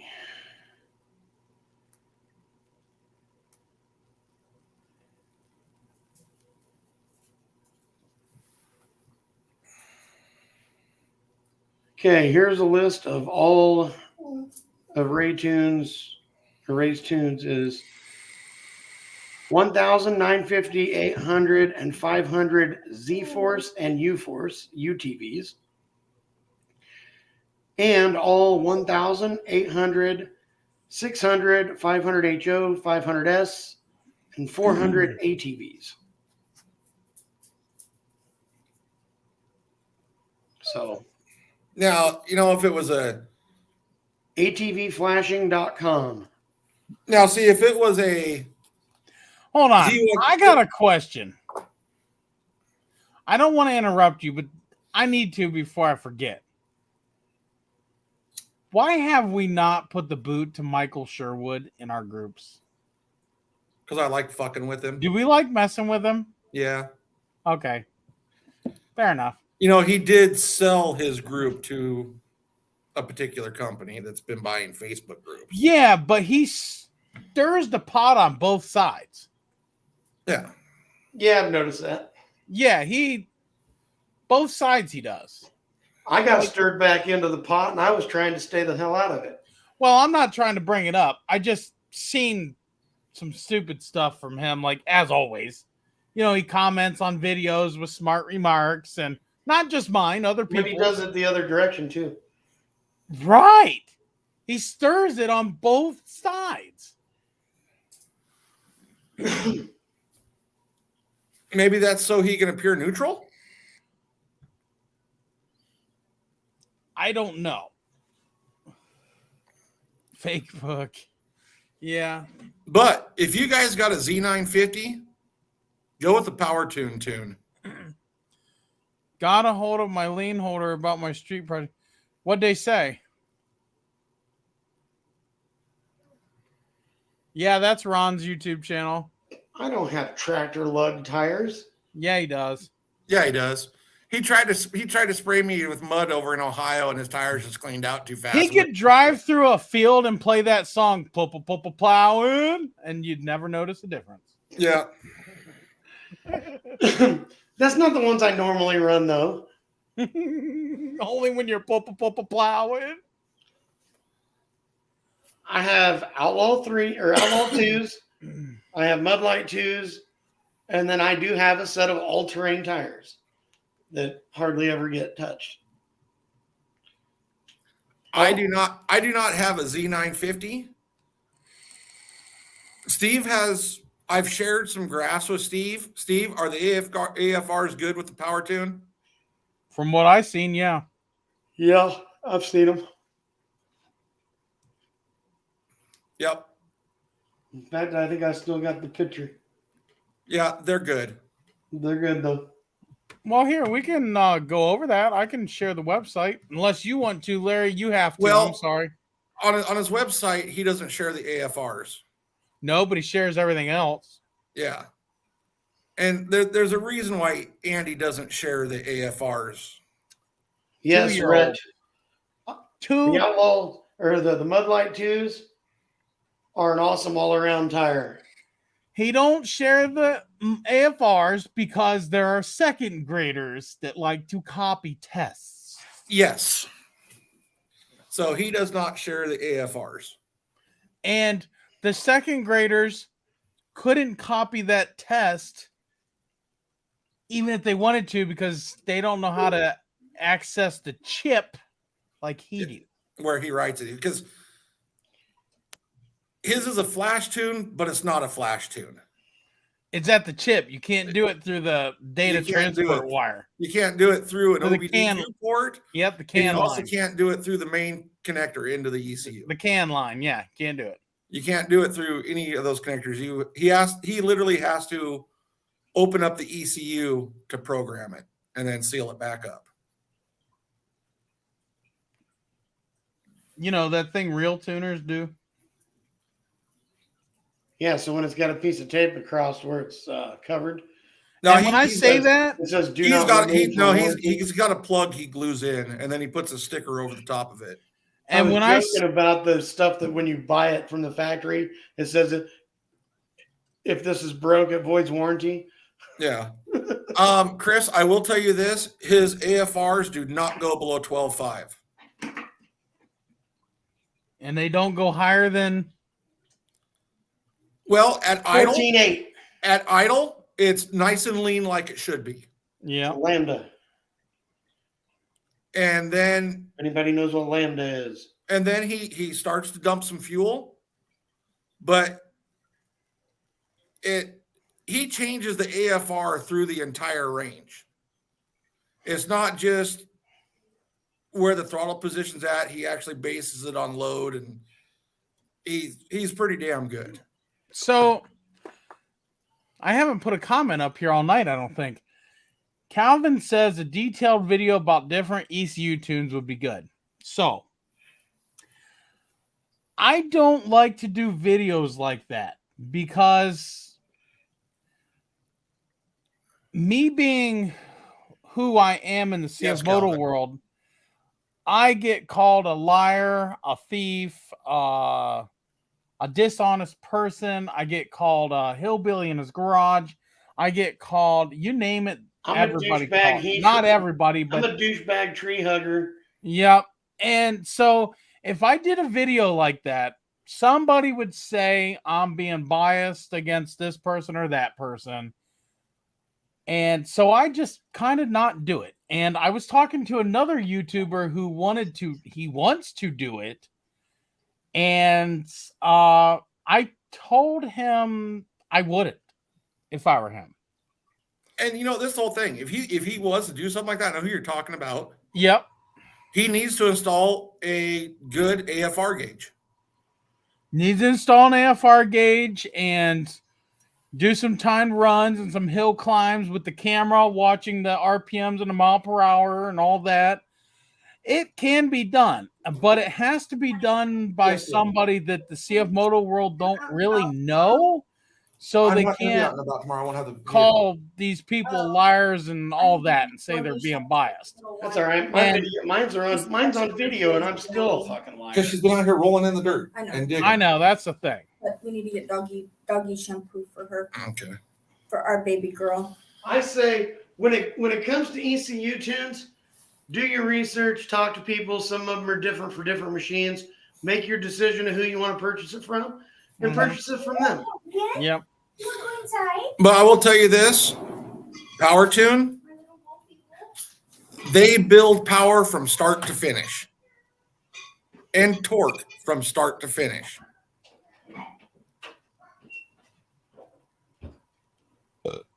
Yeah, and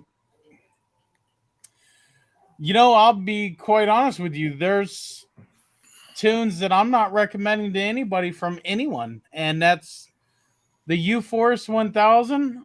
Right now, I haven't seen anybody produce a tune that I wanted to put in my machine yet, and that goes for everyone, including Ray Parker.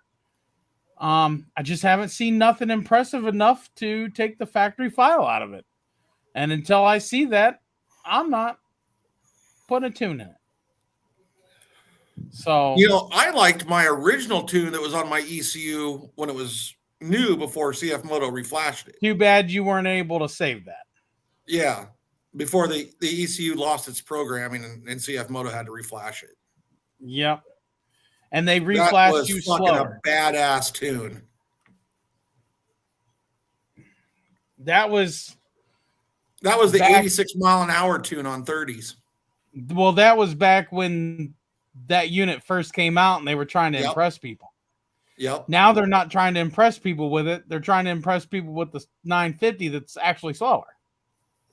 Yeah. So, But yeah, my original tune was bad to the bone. I was really disappointed when I got my ECU back from Cfmoto and the machine was a dog. Yep.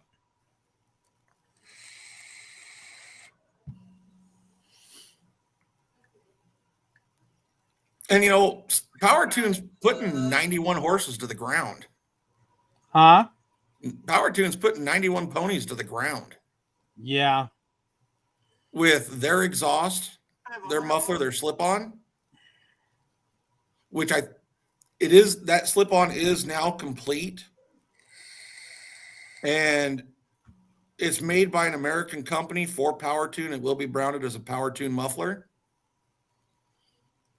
And they also have a air intake that goes onto the throttle body that gets rid of the factory air box Mm-hmm. to where you can use a Canon or a Uni or whatever you want. What Backwoods say that I missed? Something about I'm waiting to hear back. Oh, yeah, I read that. I read it out loud. Oh, yeah. My Mud Light 2, yeah, detail video. Yeah, yeah, I read that, Bubba. Hold on a second, Steve, here. I am going to pull up Power Tune's website. Okay, share it. Yeah. Yeah, we're all about torque too, because we know how V-twins actually are supposed to operate. They're not meant to be fast. They're meant to be torque. 950. The regular old 950. Yep. 91 horsepower. So his intake with filter and everything, his adapter Can you is share it, Larry? 219. And now the 91 horsepower, we're talking that's his stage 4 tune.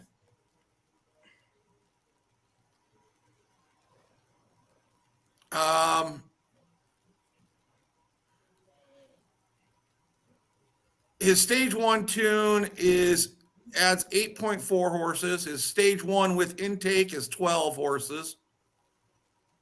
His stage 2 with just I'm not the sure. I performance think it is. gearbox with the slip-on is 12.3 rear wheel.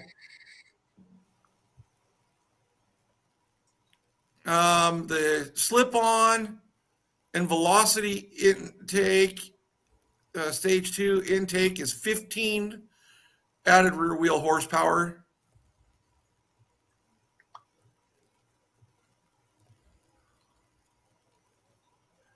Which would be that one. Hold on a second here. Let me pull up.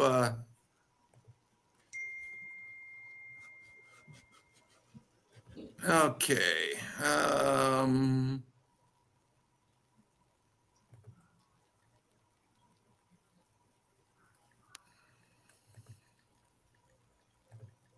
Oh, they changed it to present now, huh?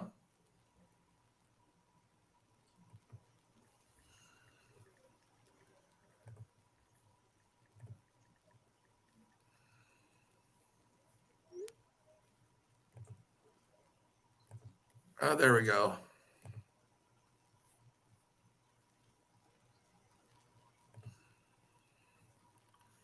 Should be able to pull it up, Steve. There we go. The light blue line is your torque curve. The green line is your horsepower. And the red line is the factory torque curve. And the dark blue is your factory horsepower.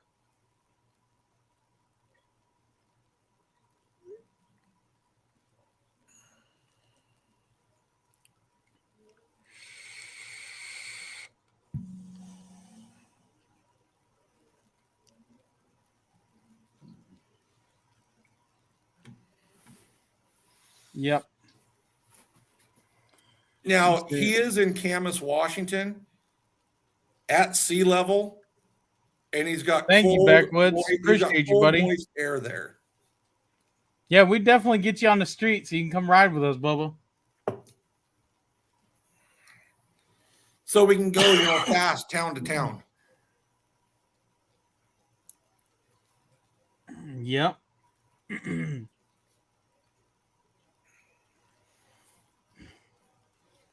But yeah.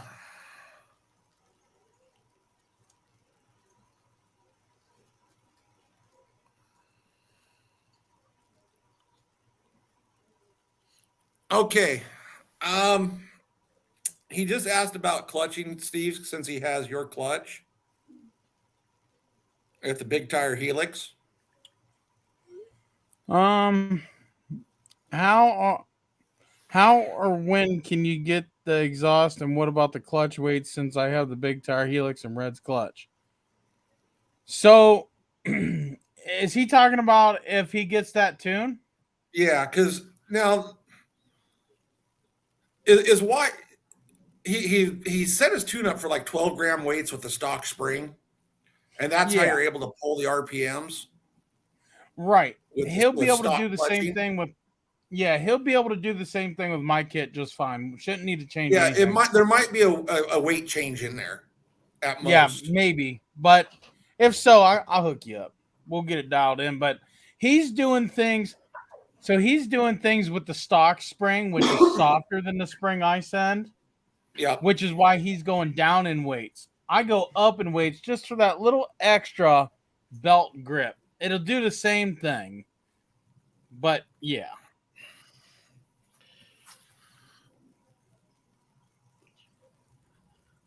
I'm The waiting on C-Force Larry. 1000. The C-Force 1000 is not gonna do it. I'm waiting on Larry, and I think I'm going to try a cool clutch setup. I'm going to use my other spring that I have downstairs and my machined sheaves. And Yeah, see I think what Chris, that you'll does. probably be fine with that.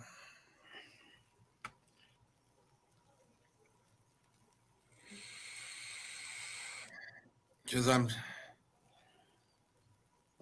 I'll message somebody over there and find out when it'll be ready. The exhaust. I know it looks beautiful. And he just also went and bought an HO just so he could write tunes for it.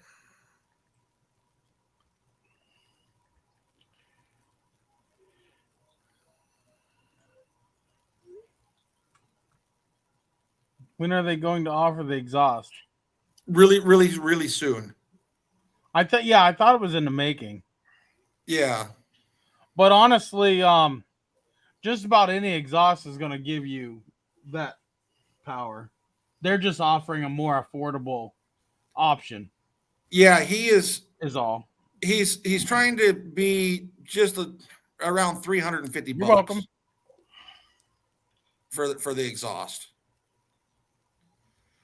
I And can't the count that exhaust is all stainless steel and TIG welded.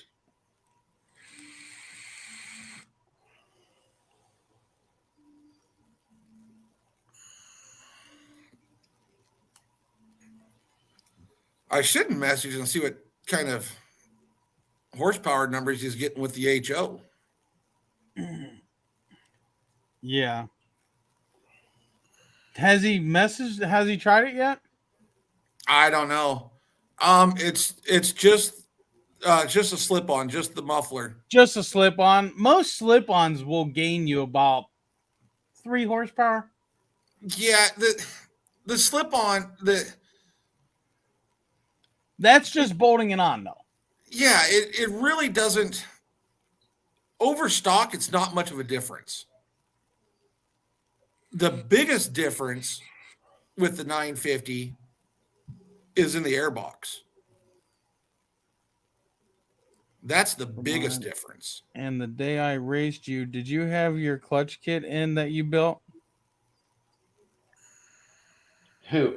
You mean when we was in the trails and you was trying to keep up with me in that KRX and you couldn't? Yeah, I had my clutch kit in. Let's be honest though. The only reason his KRX couldn't catch me in that trail is because it's big. Well, Honest truth. The KRX is built like a tank, and it goes about as fast as a tank. They got power, yeah. So you put that supercharger kit on it. Yeah. If you want power now, put that supercharger kit on there. What do they want for that damn supercharger kit? They got a turbo kit and a supercharger kit. I would prefer a supercharger, but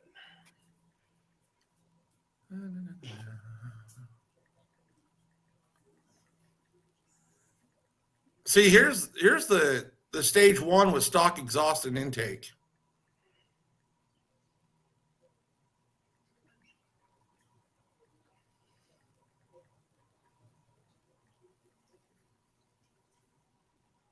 I love how he added that to dyno torque numbers. yeah, I seen that. I thought it was funny. That's so funny because the actual dynos runs I got from him have the true torque numbers. He said, yes, sir.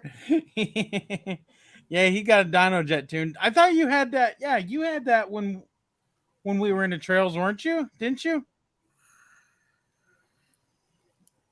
Dyno vid, it was hilarious when they reported the torque results, which is more than a Gen 2.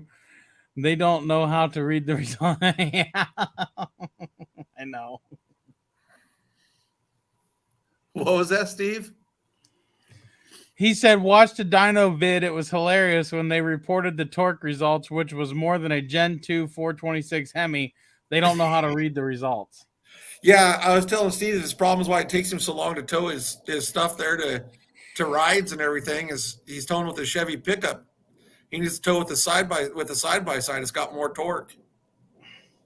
And backwoods, that's nuts. I can buy a motor for mine for that.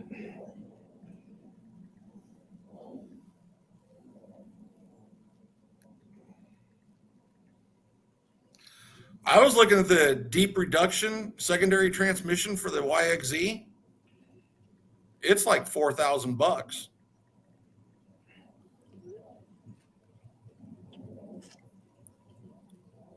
What did you say? The gear reduction? Yeah, deep reduction secondary transmission for the YXZ. Yeah, what is it, like a 30% gear reduction or something like that? 50%. Oh, 50%? Yeah, it'll just literally just crawl. The wheels that my Outlaw 2s are on, those came off of a totaled YXZ. Yeah. That had like a 30% gear reduction.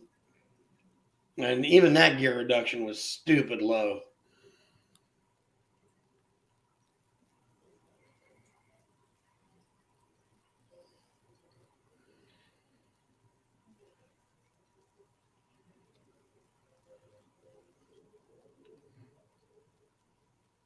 You could not change enough in the intake and the exhaust that the ECU won't compensate for.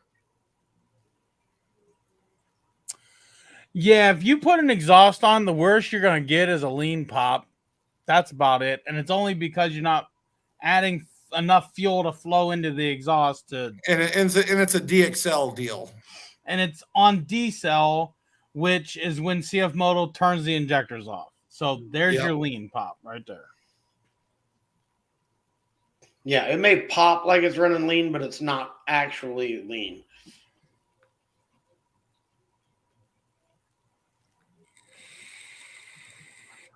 Anything that's got a wideband O2 sensor is going to be able to compensate for a simple intake and slip-on exhaust.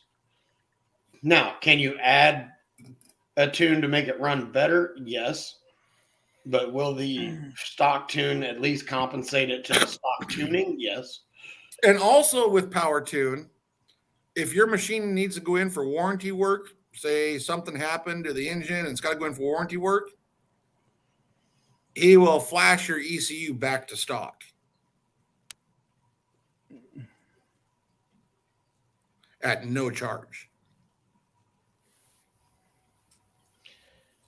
Yeah, but depending on what it's there for as far as warranty goes, they'd probably never know it was ever changed anyway. Most dealers don't even know if you do a clutch kit. As a matter of fact, customer called me today, said he had a dealer install his clutch kit.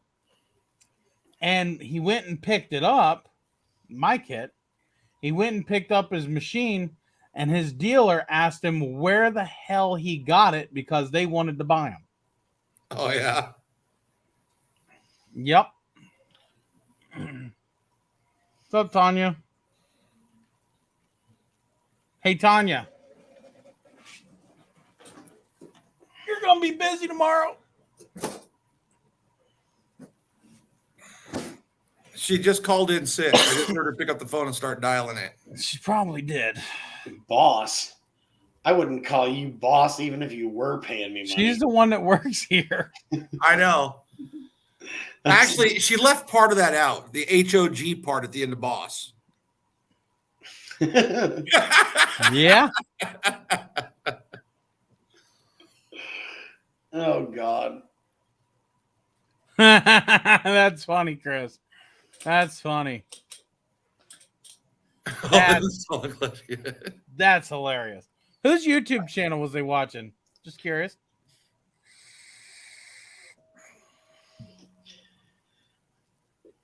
If you do a man, a sucker, and a chicken, we'll know. Yeah. Or say, hey, it was down over on that street.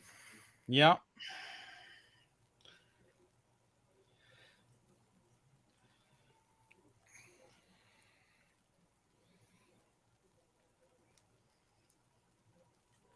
Really, Gemma? You're over there shivering. You're cold. Coming from somebody who's wearing a freaking flannel jacket with a hood in Arizona, leave your dog alone. Call me Kenny.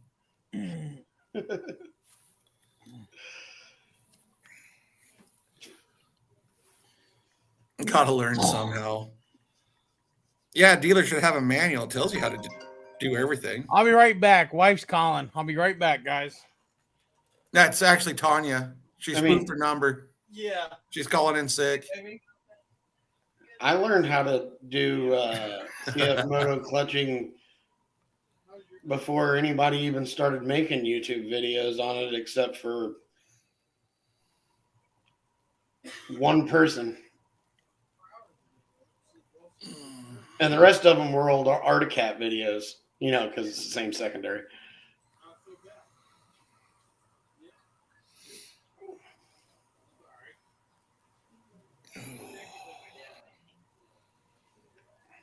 I need to message my buddy. I need to tell him, send my Helix back.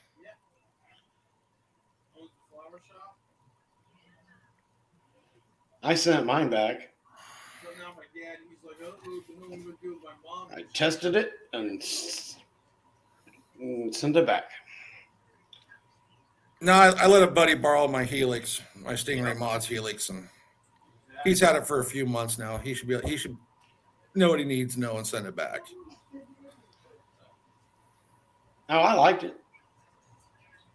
I'll probably buy another one. Calvin, you are 100% correct on that. It's like 52 degrees here now, Tanya.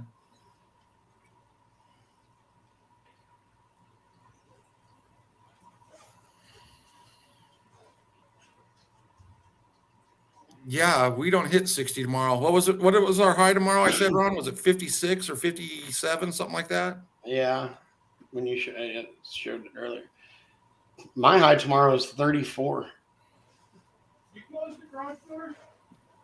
But it was 24 degrees yesterday here in Arizona and snowing. Yeah, but that was, what, 2 hours north of your house? Yeah. And higher in elevation? Yeah, I was up around the 7,500, 8,000 foot, but still Arizona. Okay, but not your part of Arizona.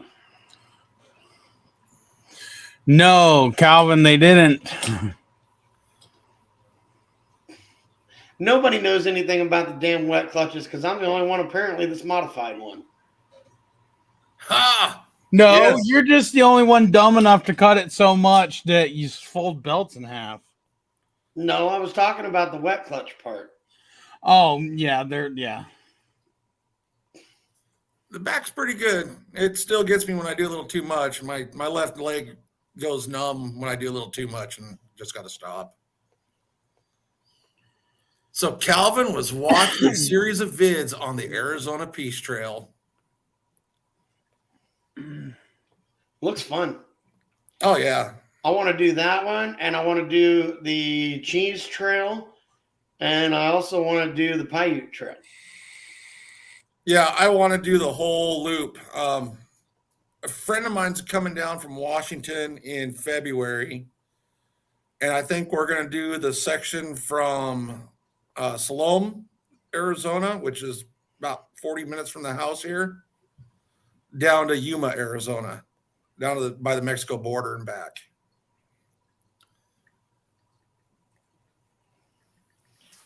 I'd go. Let me clean my radiator out first.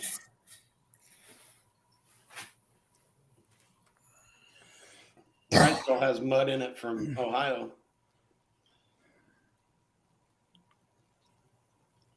I think there is somebody. He's talking about the ball joint delete. Actually, I would rather keep the ball joints than go to a uni ball. Yeah.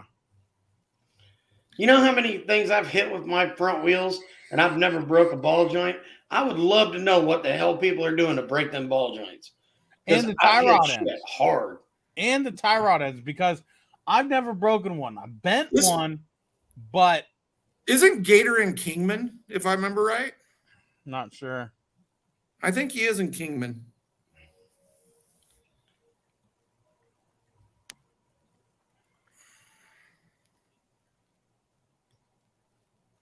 Yeah, it's gonna be nice tomorrow. Might have to zip out the Z. I should put my plate on the U-Force and go drive it. I know we're doing another ride. I got to look at my events calendar. We're doing Box Canyon in Wickenburg to Crown King. The cheese trail is in Wisconsin. 50 to 0 in 0 seconds break stuff. Yes, it does.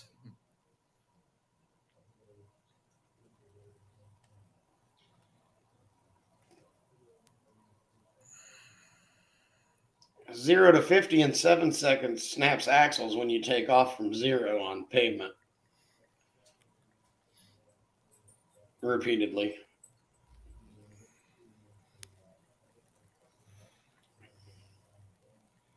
I just want to know. Yeah, I thought Gator lived up there around the Kingman area. I want to know how my stock axle held up so much longer than the brand new replacement axle I bought to put in it. I need to see if that came with a warranty of any kind.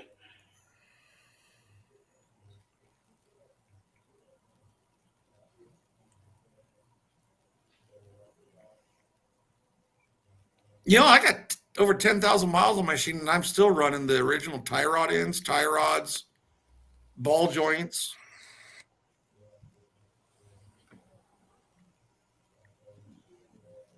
Yeah, so am I. I've got close to 3,500 miles on mine, and that's bad, Tanya. I haven't broke nothing. And I still got my original brake pads on with a shit ton of life left on them.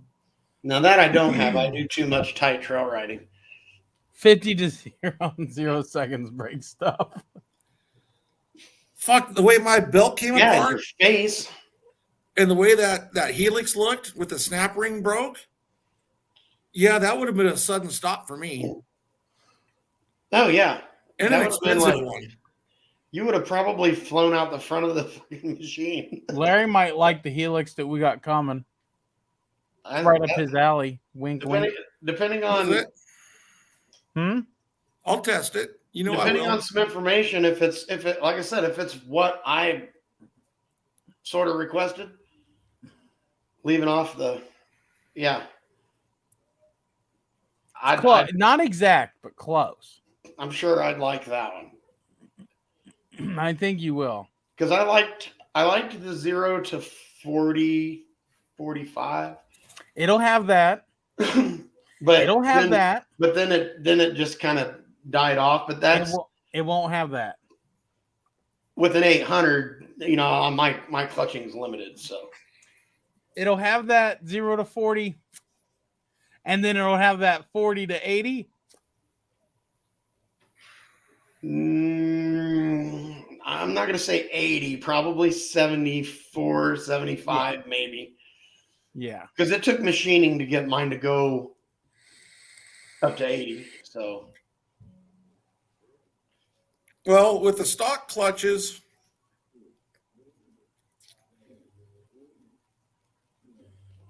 with 30-inch tires.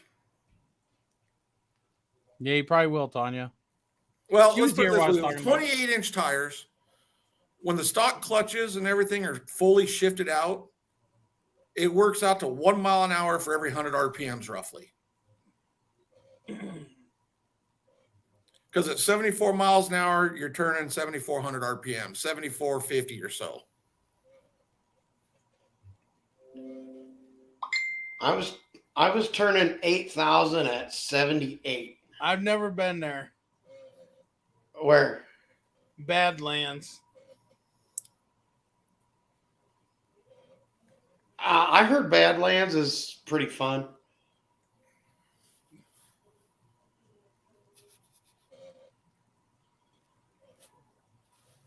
I still want to do. I want to go do the cheese trail during the fall.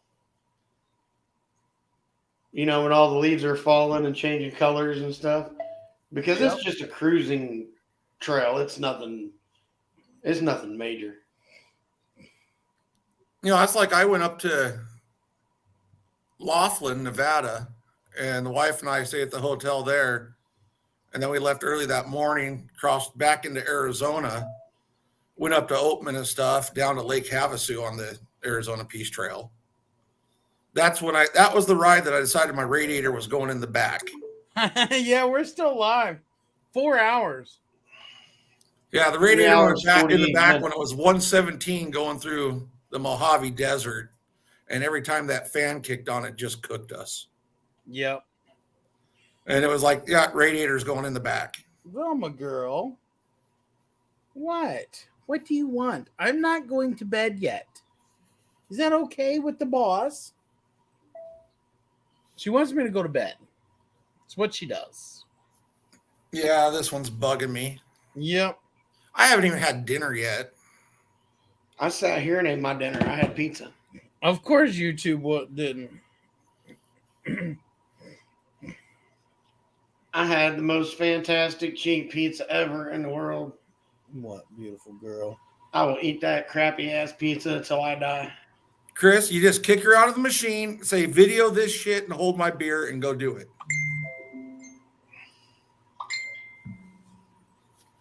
What the hell? What the hell? That must have been to us all. No kidding.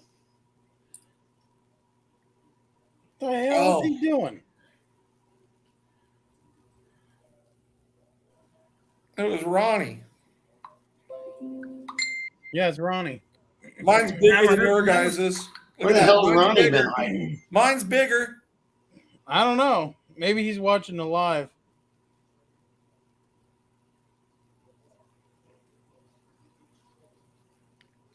Yeah, but you I can haven't do seen that. him in videos or anything for a He while. hibernates in the wintertime.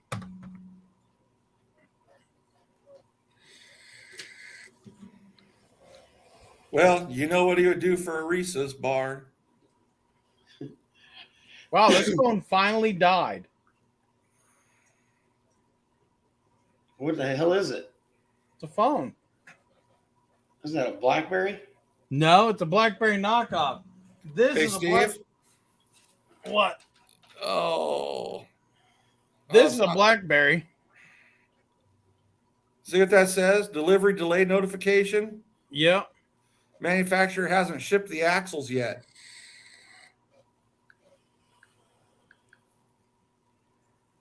Where are those axles sitting? China. On my counter. Hey, every So call time them I and tell them and tell them that they haven't shipped them. You're waiting. hold on. This is a public service announcement to everybody. Every time I ship something or I have something that's being shipped to me, I get God. stupid emails saying that shipping is delayed or this was missing or this postal thing wasn't paid for That or sounds whatever. good, Tanya. And it's spam. Oh, this came straight from Power Sports ID. That doesn't mean nothing. Well, even if I go to their website and Cowards. check my order status, it still says Printing. processing. Well, maybe they're better at shipping than they are updating their computer. Well, all I know is I got really snotty with the girl today and said, "You're going to fix this shit or I'm calling the credit card company." Yeah. I'm telling you, that's what I said earlier is what part of the problem is. You know, well, the Every- manufacturer says they fit. No, the manufacturer doesn't say they fit. 2017 and older. Well, that was the manufacturer, but if you look at Cfmoto's parts diagrams and parts listing, everything is a year back. Nope. If it is on mine, my axles for my 17, Cfmoto lists they're for a 2016, and the ones for the 18 they say list for mine. No, if you look at the 2018, the 2018 is right. And they did the same thing with the brake pads because a certain company tried to tell me I was wrong on what brake pads I needed and tried to sell me rear brake pads when I didn't need them. All I wanted was the park brake pad. Who was that? I'm not saying. Because I know who. Chris, trust me, get his intake. Get the intake. No, it's not going to hurt it. Mm-mm. No, but I'm telling him to get the intake. Yeah, but I'm Get, just saying. get the intake tune. Yeah, Just you can go with the full tune and be fine. But trust me, get his intake. now let me ask you something. He's running a modified intake.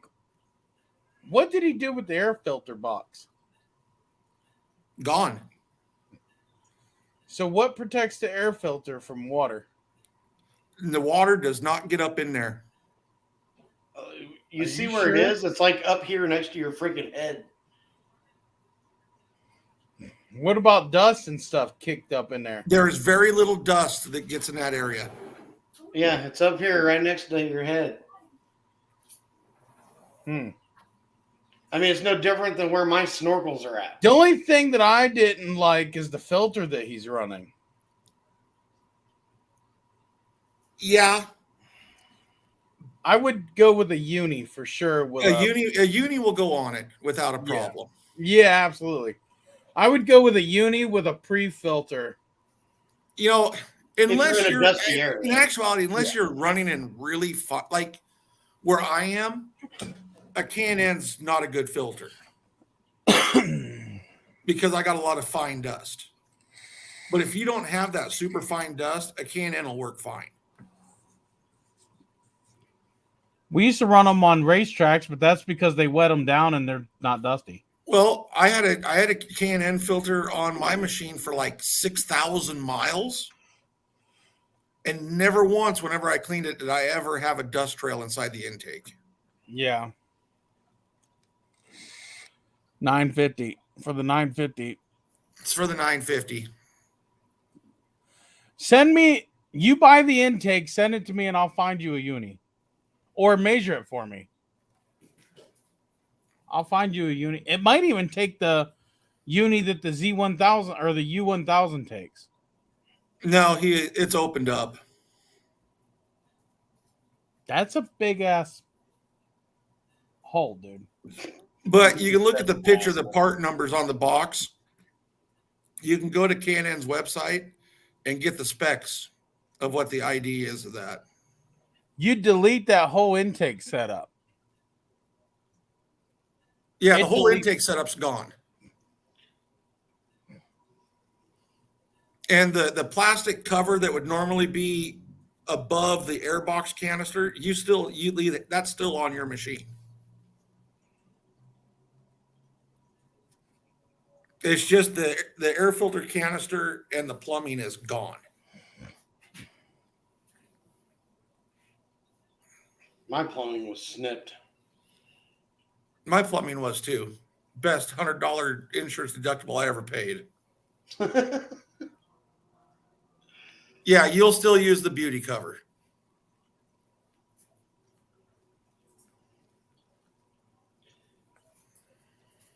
You mean he's got a tarp for his 950? I mean, there for a while, I was running a straight uni straight out of my bed, right out of the intake. I never had no issues. Yeah, you were like that when I was there. Yeah, Yep. There's not a lot of dust in that area. There's really not. Where? It's not like the one, you know, with the Z800 and the old Z1000 where it was sitting there right between the seats where the dust would just ball in there.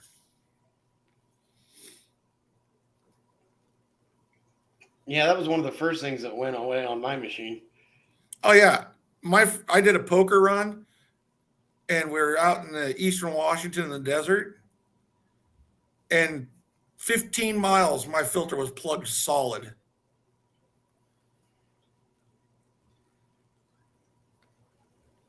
Go make that money. Gotta go to work. I hated working night shift. Night shift sucked. I miss working. I miss working, period, too, but night shift still sucked. Hey, if you Google R.N.G clutch kit, my website comes up. Hey, did you know if you Google... Never mind. Probably don't want to know. Do not Google blue waffle.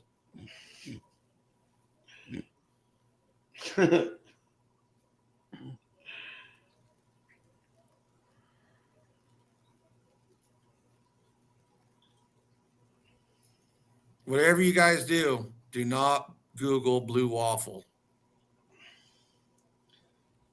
What he's saying is you guys should go Google. No. You know, when you tell people not to do stuff, they're going to do it. Oh, I know. I mean, I wouldn't recommend it, but how many people we still got on here? I don't know. I don't even know how to tell. I don't know how to work computers. Tanya, nope, don't do it.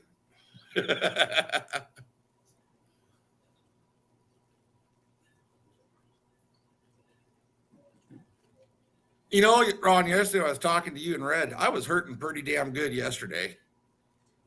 Being up in that cold weather with the snow, it was freaking hurting. You wuss. Yep. Quit being a wuss.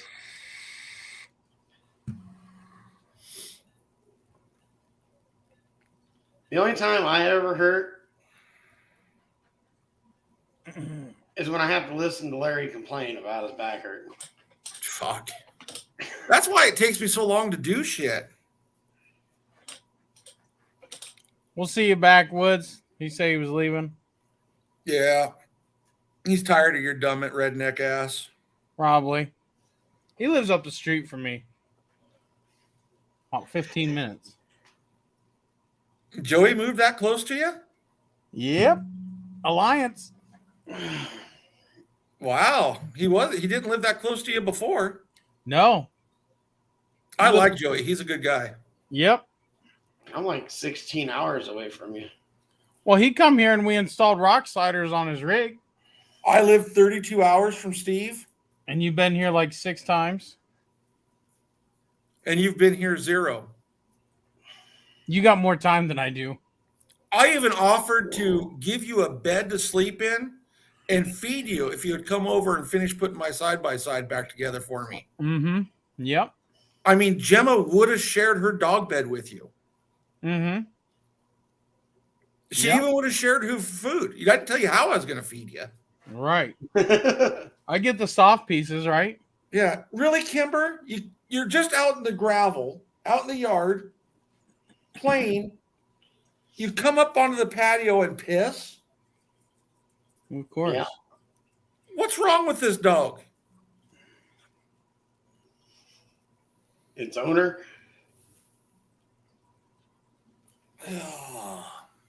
It probably won't be that big of a deal, Chris. The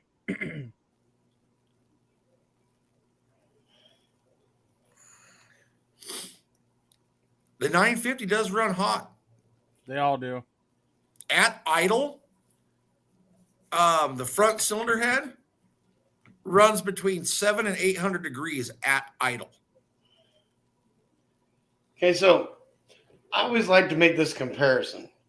When people talk about the air filter intake location, about whether it's pulling in hot air or not. Look where the air filters are on a Banshee. Above the transmission, behind the motor, encased in exhaust. Now, that sumbitch is drawing nothing but hot air. You ever seen a slow Banshee? I haven't. There was a Banshee at the drag races they're here the other night that was pretty goddamn fast. 32 hours. I must stop a lot. Shit. I think I stopped once in Texas and took a nap or something. No. Where was I that I stopped and took a nap? Right. Tanya, I had the same surgery. You took a nap at the I had the riding same park waiting on surgery us to as get there. Larry. He's just Yeah, being a I did do wuss. that. I beat you guys to the riding park.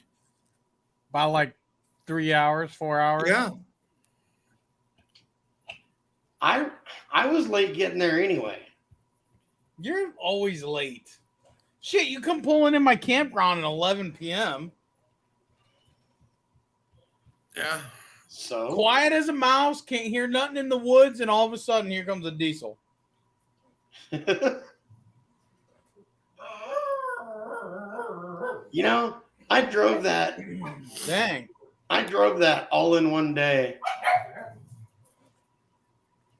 You So know, leave me alone. I did. When I bought my Mustang, I bought it in New York. I flew to New York to pick it up.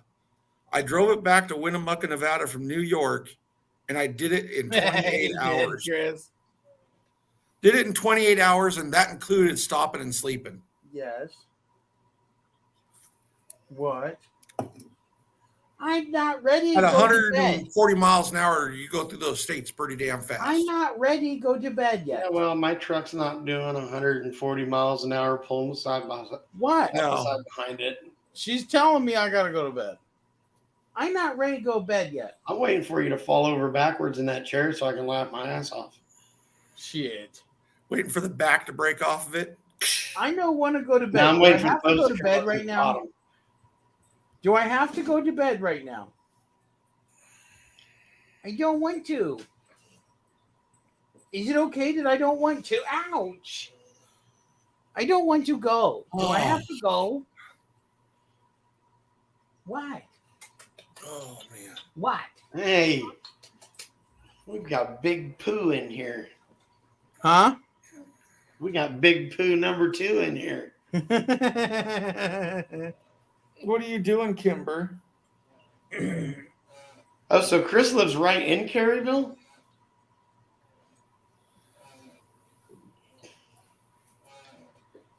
Because isn't Caryville where What? you ride into town and go to the little small diners and all that stuff? Well, I've been up since 5:30 this morning. It's now past my bedtime, and I still haven't eaten dinner, and it's 8:30. Yeah. I should be getting off here. My dog wanted to. And now the puppy's trying to eat my ass through the chair. Trying So to she's eat telling your me it's ass. time to go in. And the other one's staring at my back here. Look at this. Tell me if she's not telling me to go to bed. You said bed and her ears popped up. Gemma, you ready to go to bed? You want to go to bed? Do you want to go inside? You ready to go inside? Caryville is where the Cherryville's where the liquor barn is, right? You ready to go inside? Huh? Yeah? Stupid little dogs. Yeah, I should go to bed, I guess. Oh, man. Sweet. Caryville was my favorite place because of the liquor barn. Okay, so they've got a liquor store down there because you can't buy real alcohol up where you ride. So you got to drive down like a couple exits. And biggest fucking liquor store you've ever seen, packed floor to ceiling with nothing but liquor. And then they got this little bitty beer section. Whole rest of the place, liquor. Ron, you would love Awesome. Arizona. We have drive-through liquor stores. Oh, they had that when I was in. We do too. Really, little one? What do you want? Really, Gemma? You're gonna whine at me too? Where's the clutch question at? Really, Gemma? What do you want, I Gemma? didn't see it. There it I didn't is. see Big one poo either. number 2. So if I just get the clutch kit, it will make the RPMs lowering just trail riding and going on dirt roads. Yes and no. Depends If on you what get- clutch. If you get the primary kit, it does lower the RPMs a little bit. Not a lot, but a little bit.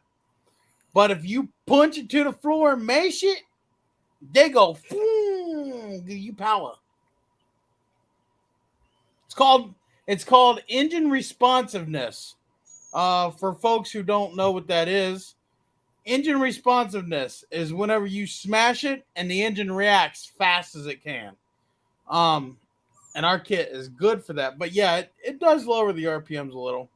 Heavy springs with 24-gram weights slow your RPMs down. And It's harder to get that weight moving. slow your engine responsiveness down. Yep.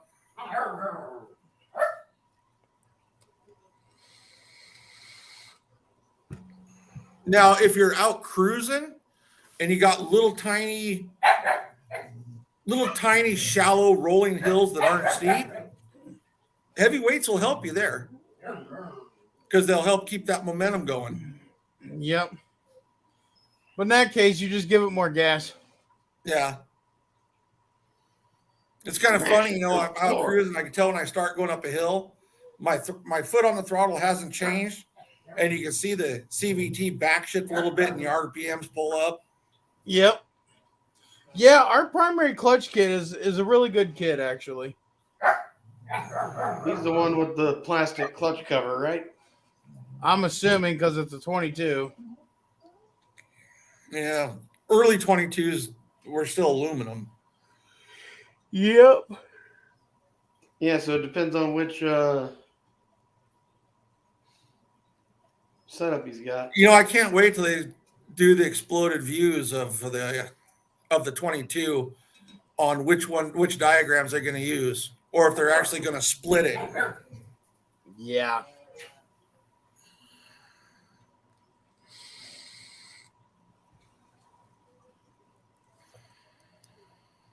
Yeah, I may or may not have seen your message. I get so many messages. It's hard for me to see them all. Best way is message me actually through my messenger or call me. Tanya, our clutch kits help you zoom without the jerk. She says that without the jerk. Yeah. Get it right, Tanya. Jesus. I like the zoom with the jerk. That would be the boom. Oh, sorry. Let me get that right. No.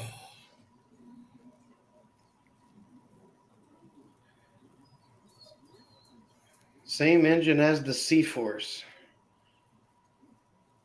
But Steve, I think I'm gonna try that spring we talked about with the Stingray Mods Helix. Trail Helix. Huh? I think I'm going to try that spring and weight combination that I talked to you about with the Stingray rods Helix and the stock secondary spring. That'll probably work. I think Probably it'll work good. I think it'll work really good. Can, I don't can think you you'll imagine? still have your 80-mile-an-hour top speed, but Oh, I think I will. I think think you you'll get will. at least 75, maybe a little more. I think that would balance Okay, buddy. out and Good thing I did. Yep. be butter smooth than anything else out there. Yeah.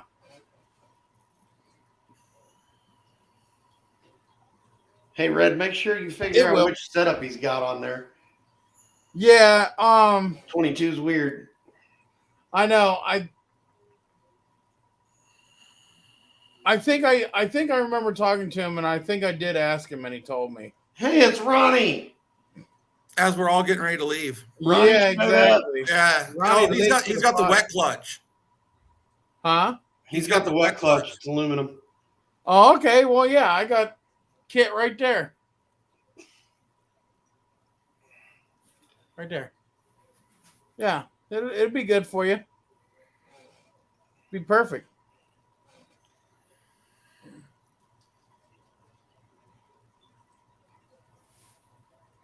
Oh. Yep, Tanya, he does. Third shelf. That's right. What's he need? I'm getting rid of some extra stuff. Yeah. Hey, Steve, I think I'm going to start working on that infrared belt temp sensor before I print those parts for Ron. You're There a you go. dick. Sounds good, buddy. We'll get I'm you gonna- one out. I'm going to drive to Arizona and put my foot in your ass.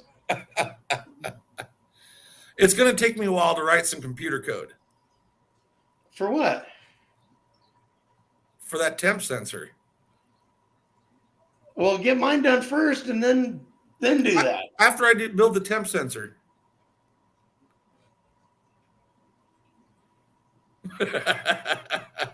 He's gonna make you wait as long as he made me wait on those whips. 2 years. Was the wait? Hey, Steve, was the wait worth it? Yeah, it was.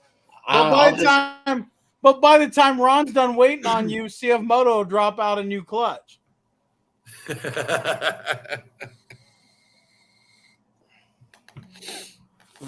You know what? Pick me up along the Cfmoto way. needs to drop a new clutch because Cfmoto clutching sucks. Where's Ronnie been? Actually, you know what? I'm going to say this. For the Z950 and the old Z1000, the factory clutching is a good all-around setup minus the jerkiness. Mm-hmm. The jerkiness is what makes that clutch setup really bad. I'm talking about the tuning of them, not being able to tune individually, take off, mid-range, high, not being able to adjust the weight through the flyweights and the angles of the flyweights. They need to update their shit. Ronnie got to come over and check out the XL.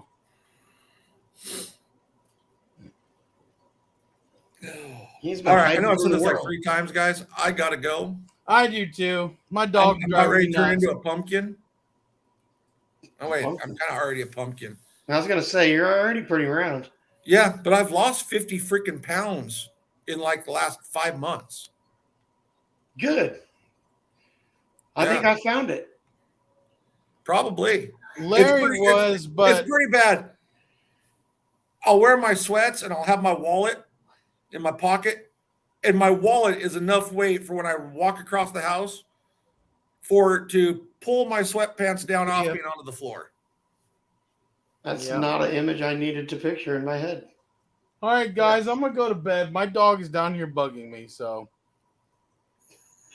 All right, I'm out of here. all right. Thanks everyone for stopping by. Hold on a second. Hey, Big Pooh, they got them on sale right now for $199 over there at Kern. Buy a set. They're good. Yep, they are. I have some in the garage. Yeah, they're good. The bushings for me are so time consuming to make.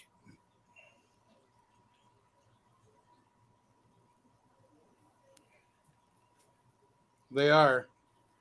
You know, really time consuming. All right, guys, we'll see ya. All right, see ya. Have fun.